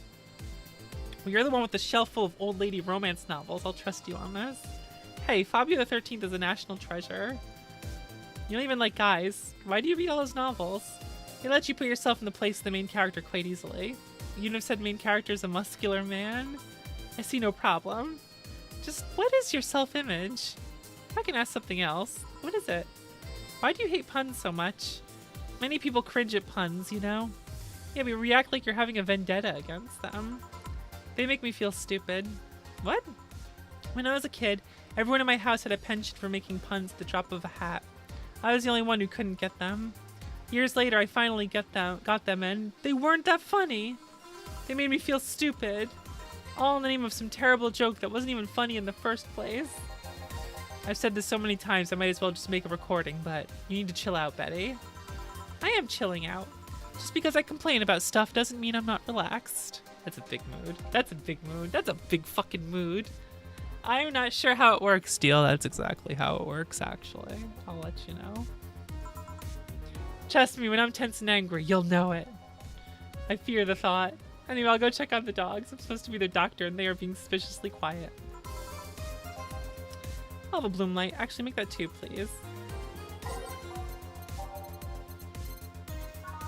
Bloom light. 1, 2, 3, 4. 1, 1, 2, 1, 2, 3. Age on the rocks. Mix it up. Bloom light. 1, 2, 3, 4. 1. Boop boop boop boop boop. Boop boop boop boop boop. Thanks. You two seem to get along quite well. When you're the only sentient humanoids around the entire company, it kind of happens. Sentient? We have a couple of test mannequins and cardboard cutouts, so... Seems there's more to it than just that, though. I mean, if you two are the only ones you can still hate each other. I guess I'm one of the few that can stand Betty. She's a really nice person, but she doesn't sugarcoat things. Yeah, I can see that. You should see her treating those dogs. She becomes so patient and understanding, even if it's only for a little while. The dogs don't call her mom to mock her. Can dogs mock people? I don't know. Even if it's only for a little while? You were eavesdropping? So you can say nice things once in a while. You say it like I'm the aggressive one here. It's nice hearing people say good things about you once in a while, you know? You should take your own advice. Maybe some other time. I'm not a hug box. Anything happened? A dog in the bathroom got angry at its reflection in the mirror and charged into it. Luckily, nothing bad happened. It just made a dog very confused. How the hell did they get on top of the sinks? They're surprisingly agile, even with those stubby little legs. Oh yeah, I ordered you this. Ah, thanks. By the way, Betty, how's Veronica? We broke up last month. What? Well, things were not going so well. We got too used to one another. Everything was starting to become routine. We decided to break up before things got bitter. And why didn't you tell me that before? Why? Did you want your turn at the Betty-mobile? I don't know. I guess I just didn't want to trouble you. And after a while, I stopped feeling like it was something relevant to say. Please don't do that again. Try trusting me. Yeah, you're right. You know what bothers me? The fact that asking after someone's health always feels like you're walking on a floor full of glass shards. There's always this chance that the other person is not okay or even dead. And what started as a legitimately fun moment can go sour. Yeah, you're right. Sorry for not trusting you, you piece of scrap. Don't worry, I understand why you did it. And I think about it, you sure hang out with us a lot, bartender. Well, dogs can only be so interesting, and besides, there haven't been as many dogs today. Is my presence unwanted? Not at all, especially since you're the one bringing the booze. Hey Vox, how hard would I have to shill Lobotomy Corporation before you played it? I would have to like it. I'd have to take a look at it and see if I like it. You're like those cab drivers that like to chat all the way, but you smell better than most of them? Thank you. Funny thing is that we are unofficially associated with the local taxi line. They're the ones that send drunkards to their homes. You seem to really like talking to your clients, like it's the best part of your job or something. It kind of is. I used to sit around in crowded places like malls and bars to think to myself, each and every person here has a story. It's a humbling experience. Everyone has dreams, fears, and ambitions. Loved ones. If you dig deep enough, you'll realize the gap between two random people isn't as big as you think it is. In fact, it's quite small. And in this job, you get to hear all kinds of stories. Some people just blurt it all out. Some do it while drunk. You know that no matter how similar they might seem at first glance, no two people are alike. It's fascinating. Fox can't be bought, then she'll play anything. She just needs to say a price. I told you guys, Osu is like a $300 minimum. That's a minimum to get me to play an Osu stream. Okay. You know that, Soul Umbreon. I don't want to do it. You could be a powerful information broker with all that knowledge. Nah, not interested. I like to see myself more as a friendly ear rather than someone you need to be wary of. I guess there's still decent folks out there. I'm not decent. You're critically obsessed with dogs. I'll go check if there's any other dogs who want something. Sure, go ahead. Quick, a beer. Okay. Beer, beer, beer, beer, beer, beer, beer, beer, beer. Beer. Thanks now. Boom. Why did you break the glass?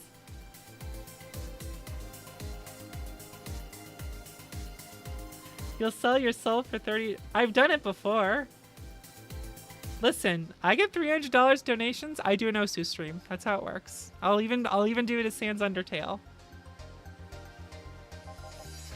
I made breakfast. Get it? Because you make the drink fast and I broke it and go. Tough crowd. Suddenly I understand the hate for puns. Hey, Bat Render. Yeah? Your job is a funny name. You don't say. How is she already drunk? She drank way less than she did last night. Yeah, but she drank a bottle before coming here? Why? I wish I knew. It's an example of her alcohol tolerance, though. Broad Denter, I want to make a toast to my good friend the robot here. Probably the only person, robot, thing that can stand my yapping for more than half an hour. Without him, my job would be 5 times more boring and my life 2 times more meaningless. Cheers. You're not holding a drink.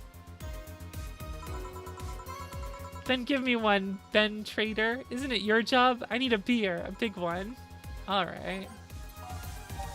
I get a big beer.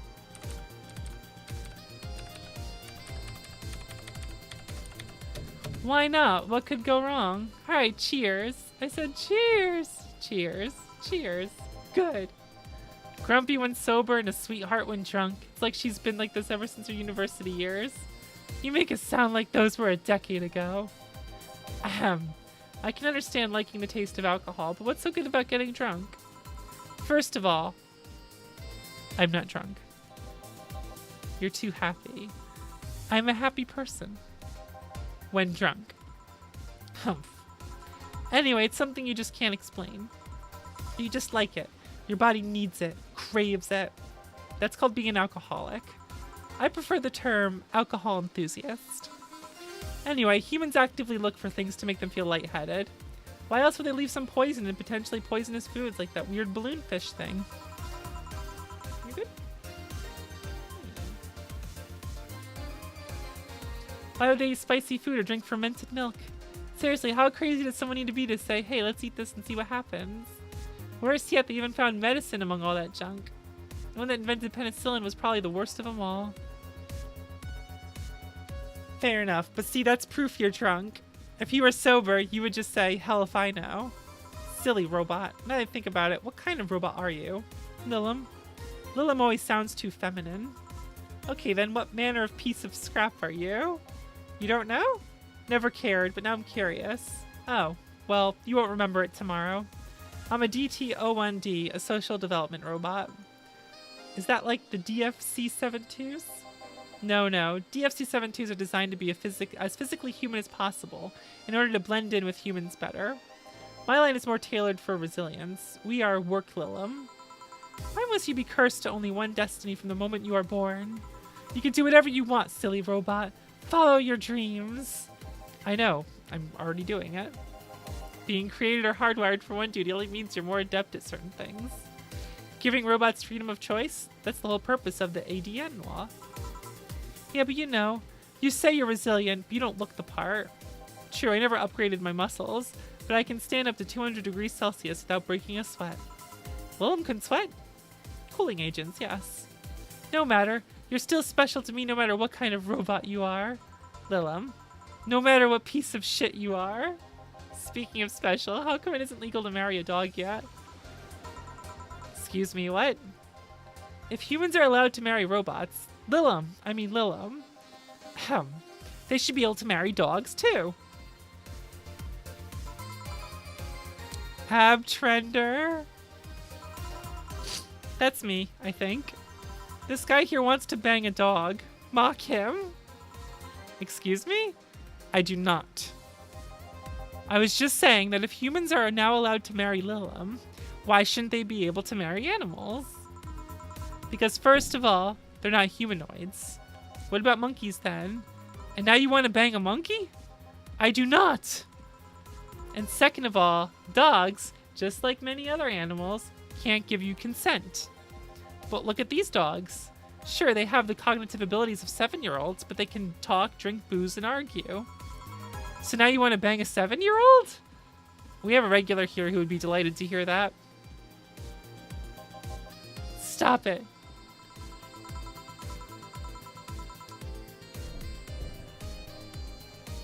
Holy shit, Jill.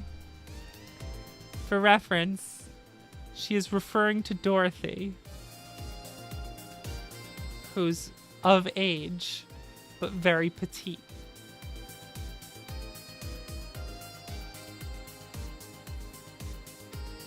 He is referring to Dorothy in a very specific context.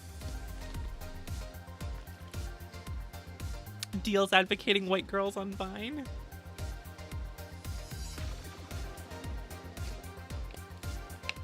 Ingram? Why does he deserve to be mocked? Oh, that's right. Oh, shit. Because, oh, my God. Oh, right. He wasn't a regular yet, though. She's talking about Dorothy right now. Ingram's first appearance is the day after this. That's his first appearance. So, she's referring to Dorothy right now. Even though you're... Anyway. Remember, Lilim human marriages were only sanctioned after the Lilim achieved full sentience. And even then, they used marriage as a way to evolve the collective source. Besides, dogs don't really love us that way. Trying to apply human ideas like marriage to a dog is like trying to feed vegetables to a carnivore, you get me? Says the ex-vegetarian. Why are you only smart when drunk? I'm not drunk. But anyways, if you want to screw a dog or a chimp, go ahead. Just don't bring marriage or infants into the whole deal. But if you even start thinking about doing the horizontal mamba with the 7-year-old, please seek some mental health. But I don't want to bang dogs, or monkeys, or 7-year-olds. Well, thank God. Then why did you suddenly start talking about dog-human marriage? It's just, I was thinking about all these dogs in tuxedos, and I started picturing a dog in a bridal dress. I mean, just try and picture that. And I'm the drunk one. Wait, I'm not drunk. Why would I say that? Then again, when you get drunk, you only get dizzy. Do you have a limit? As in a limit to how much you can drink before passing out? No, I just get disoriented to the point I'm effectively useless, but I never pass out.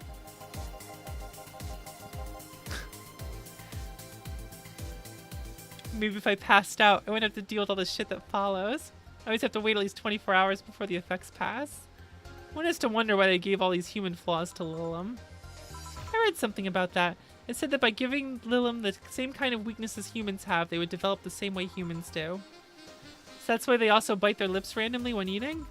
Seems like it. But it makes me wonder, exactly how anatomically correct are you? That's something I know and you don't. Any of you want anything else to drink? Yeah, I want nothing. You're drunk enough as is. You're not my dad. You can't tell me what I can or can't do. Beatrice, Albert, stop drinking right now. Yes, Mom. Now go sleep in the car. We're almost done here. But Mom... Go. Bye, bad nerder. Bye, Miss Betty. It actually worked. If I didn't know she wouldn't remember anything tomorrow, I'd be afraid of retaliation. Although I'm curious, why do you call her Miss Betty? It makes her sound like a teacher or something. Etiquette? I don't know. There's also something about her that makes it feel right to call her that. Maybe it's the forehead. I see. I gotta get things ready if you'll excuse me. Good luck. Hey. We're closing. Damn it. Well, everyone's safe in a cab. We are taking our leave, bartender. Thank you for providing such great service on such short notice. That's my job. You were interesting too? Well, thank you. I'll make sure to tell our associates about the wonders of this place. Thank you, and please come again. We sure will. Send my regards to Miss Betty. Gladly. See you later then. Bye. All done? Yup.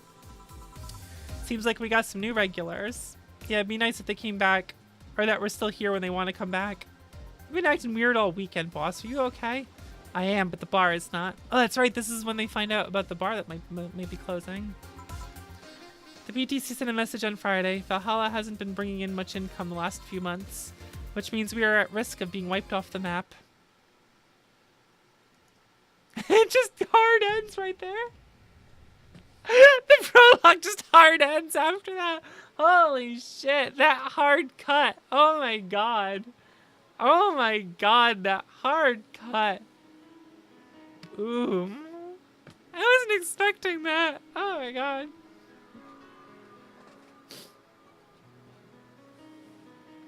I definitely was not expecting such a hard cut.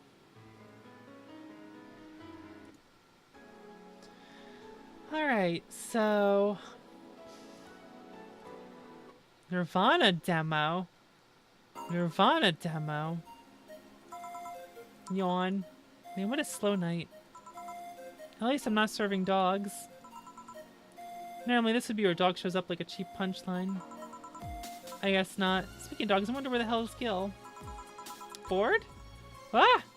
Sorry to wake you up. I wasn't sleeping, my eyes were open.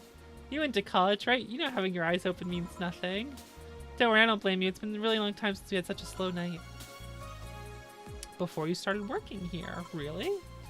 Happened when Robert was still working here. Who? My first employee. The poor idiot bought a levitation potion and threw himself off a building. Oh. As it turned out, the potion actually worked. Come again? He started rising in the air and couldn't stop. They later found his body smeared across the nose of a commercial flight that was on its way to Conjavenia? Oh yeah, Kanyavania. Sorry, I forgot about Kanyavania. Anyway, should you really dismiss that so easily? We didn't have a single client that night, not even a lost soul asking for directions, but then suddenly a kid shows up. He was obviously underage, but I was bored, so I decided to let him order something. I gave him one Carmotrine free drink. I mean, even if it was letting him order, wasn't about to give alcohol to an underage boy. The time came for him to pay up his tab. He realized he didn't have enough money. He then yanked his shirt over his head, started screaming he's a ghost, and tried to escape. Kicked him so hard he flew out the bar and told him ghosts shouldn't feel pain. Did you really kick the underage kid? Of course not. I just gave him a warning and made him wash a couple of dishes.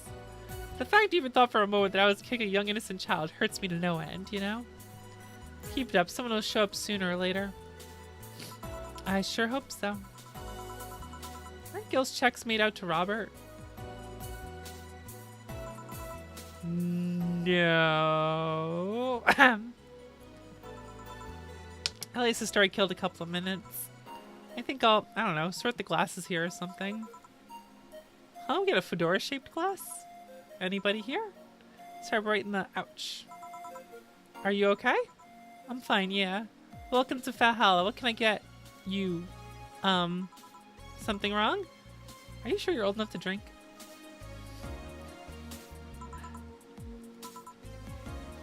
Went too long ago. Wait a second. So is this a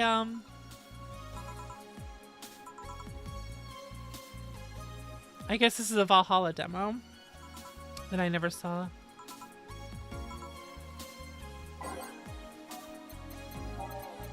Sugar Rush.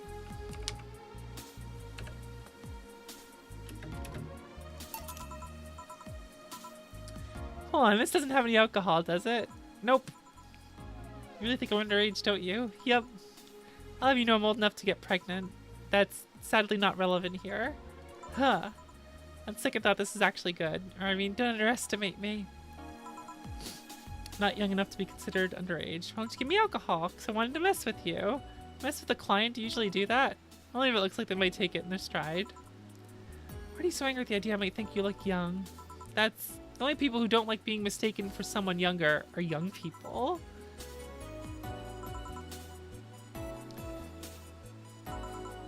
Yup. Eh? Let's get out of the way. Please show me your ID. Sure. Anagram. Can I click on it? Seems everything's in order, Miss Anagram?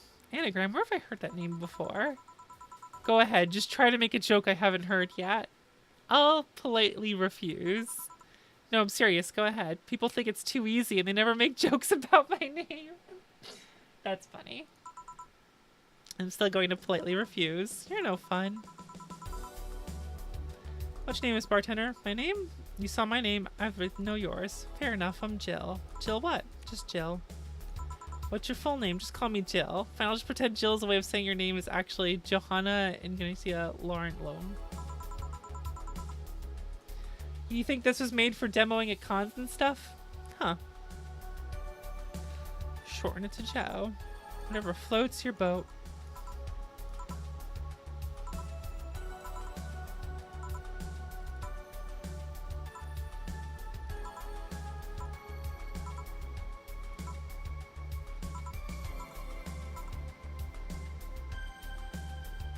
Why did you do if it was so suspicious? Actually, she's a fucking tease.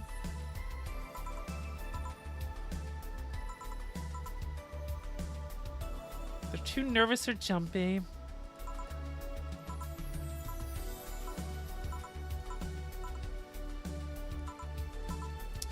Give me something sweet. I believe it's called Buoyancy. Or Brandtini.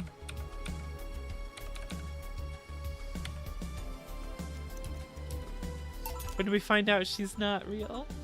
Well, real, but... If all drinks were like this, I'd be afraid of turning into an alcoholic.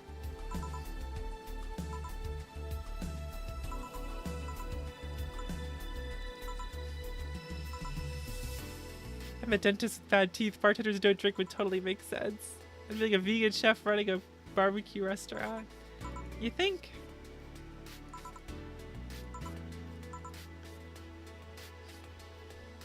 Ugh. It's still like working in dentistry, but why bother bartending if you don't like alcohol? Huh. Something wrong? I just noticed you haven't said my name yet. I haven't... What? Aside from when you read my ID out loud, you haven't said my name. Meanwhile, I've called you yours like a gazillion times now. The wrong name, though. Well, I haven't had the need to say your name. Come on, humor me. Say my name. Why? Say my name. Say my name. Say my name. Anna. One more time. Anna. Yes, one more time now. Nana. It happened again. Maybe I need glasses? And there's that feeling again. Did I see someone glitch out in the past? Come on. Why would you say your name? I like hearing people call my name. Feels personal and fuzzy. Quirky? Creepy. I don't know about that. There's a certain someone who would wake me up in the morning saying my name. Your name's important. Once you know someone's name, the gap between that person and you disappears. Once you give names to things, you start seeing them as important members of the family. So what if it's creepy? It's still nice. Stop calling me Joe and use my name then. Say, Anna, can I ask you something? You call me by my name, so sure. About your arm.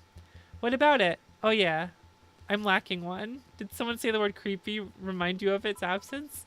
Actually, I've been wanting to ask about it since you came in. At least be uncomfortable for a second. I'm trying to get a rise out of you, sheesh. So what is it? How did I lose it? If it's not too personal. It isn't, I'm proud of the tale. You're looking at a proud survivor of nanomachine rejection. That was something doctors detected when a fetus is still in the womb. Yes and no. There's actually 2 types of nanomachine rejection syndrome. The first one is the most common. They usually detect it when you're still a fetus. When they... Yeetus, the fetus. That's when they turn you into a cat boomer. The other one can sometimes appear in your teenage years. It's incredibly rare, but it's still possible. Nanomachine rejection basically causes your body to attack itself. Tissue ripping apart, your organs. Get it? A handful, because I lost 5. Anyway... I have a prosthetic arm, but it's in maintenance right now. It's a bit weird to be without it. I still feel like it's there. A couple hours ago, I tried to grab something. I just stood there thinking my arm was doing something. Mind giving me another drink? We can keep talking about my stump after that. What do you want? Something classy.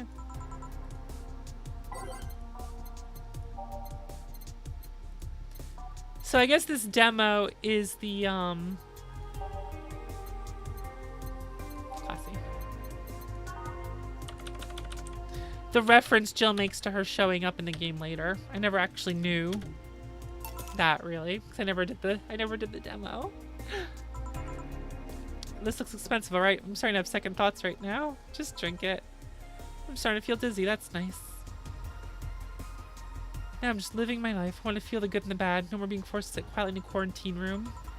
Wait, quarantine? Type 2 nanomachine rejection patients are put in special chambers free from the nanomachine particles in the air. That prevents them from being assimilated and aggravating their whole situation. To be fair, not all my memories of that chamber are bad. I mean, I did spend 3-4 years in one of those places. Really, that long? I didn't go for the genetic level treatment, so it was longer and a lot less expensive. I'm not going to complain, though. I'm alive thanks to all that. Feeling nostalgic in isolated places. You alright? Yeah, I'm fine, just dizzy. Hey, Joe, if I ordered 2 drinks, would you be willing to share one with me? To be honest, talking about the treatment and all that's making me feel a bit lonely. Sorry if it's not something you can do, but I had to ask. It's not something I normally do, but what the hell, sure. Piano man and a piano woman.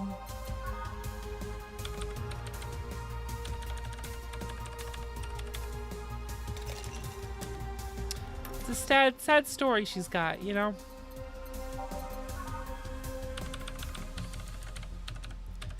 all the things Anna went through, beating so many odds, and then she just gets hit by a truck. For the man or the woman, I'm fine with either, really. I'll pick the woman then. Cheers. Alright, this is getting weird. I said cheers. Oh, cheers. A trucking truck. You okay? Yeah, I guess I'm fine. I'm just dizzy and sad. Sad? I miss Lynette. Lynette? Who? She and I were the only patients with nanomachine rejection syndrome in the hospital. We were together every day. When it was time to eat, she was there. During visiting hours, she was there. She told me I could have hers as compensation. I could use it however I wanted. What happened to her? Tokyo flu. Something went wrong with her immune system and the flu started kicking in. They tried to rush part of her treatment to reduce the symptoms and only made the nanomachines go wild. They eventually got to her brain and... Sorry to hear that. The worst part is that if they left her as she'd been, I might have been able to spend an extra year or so with her. But all that work only got her... Whoop! All that work only got her killed sooner. I didn't get a chance to say goodbye. She just vanished. Which is fun.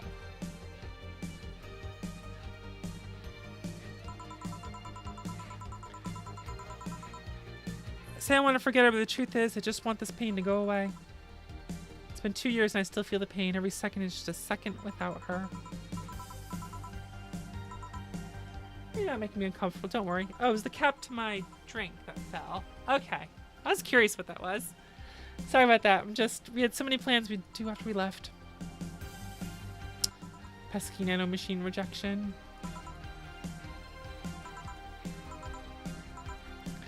I think about my grandpa. Your grandpa? He was a harsh guy, really sincere but not one to mess with platitudes. Once he died, I never heard a single bad comment about him, not even from those who used to badmouth him every now and then. The best thing about death is that after you die, all the wrongs you committed feel meaningless. It really makes you think about how petty some things can be. Don't try so hard, just live, you know? Be grateful you have the chance. I know what you're feeling right now, but you'll get better. Eventually all you remember is happy moments.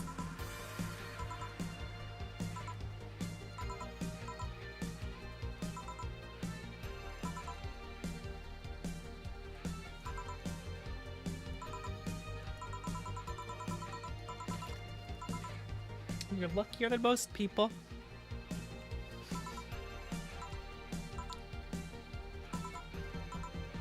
I should be leaving now. Thanks for such a lovely night, Joe. If you feel lonely again, just come back. I will. Well, that was an entertaining diversion. Ah, boss, what happened? I came to ask you that. Hey? You just spent an hour talking to yourself. No, I didn't. There was a girl called Anna here. There was nobody here. I was actually coming to tell you we're going to close for the tonight, and there you were, chatting with the thin air. A spirited talk, too. That can't be. She paid for her drinks. The registry says the money came from your account. But all the drinks I served her. You mean the liquid that someone who's definitely not going to be me has to clean up off the floor? But Jill, you're worrying me. Are you okay? Last thing I need is another employee who talks to herself. Yeah, I'm fine. Are you sure there wasn't anyone else here? I haven't checked the security cameras. You were here by yourself this whole time. Whole while. Maybe you're tired. You probably were just sleep talking really intensely or something. Yeah, maybe. Come on, I'll drive you home. Maybe you just need a rest. Yeah. What the hell just happened? It's interesting that they did that for the demo. 'Cause, like...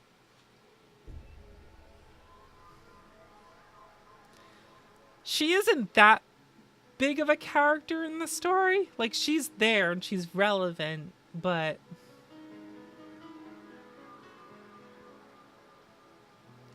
the game doesn't really revolve around anything like that. You know what I mean?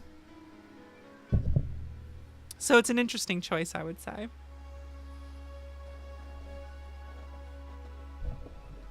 Either way.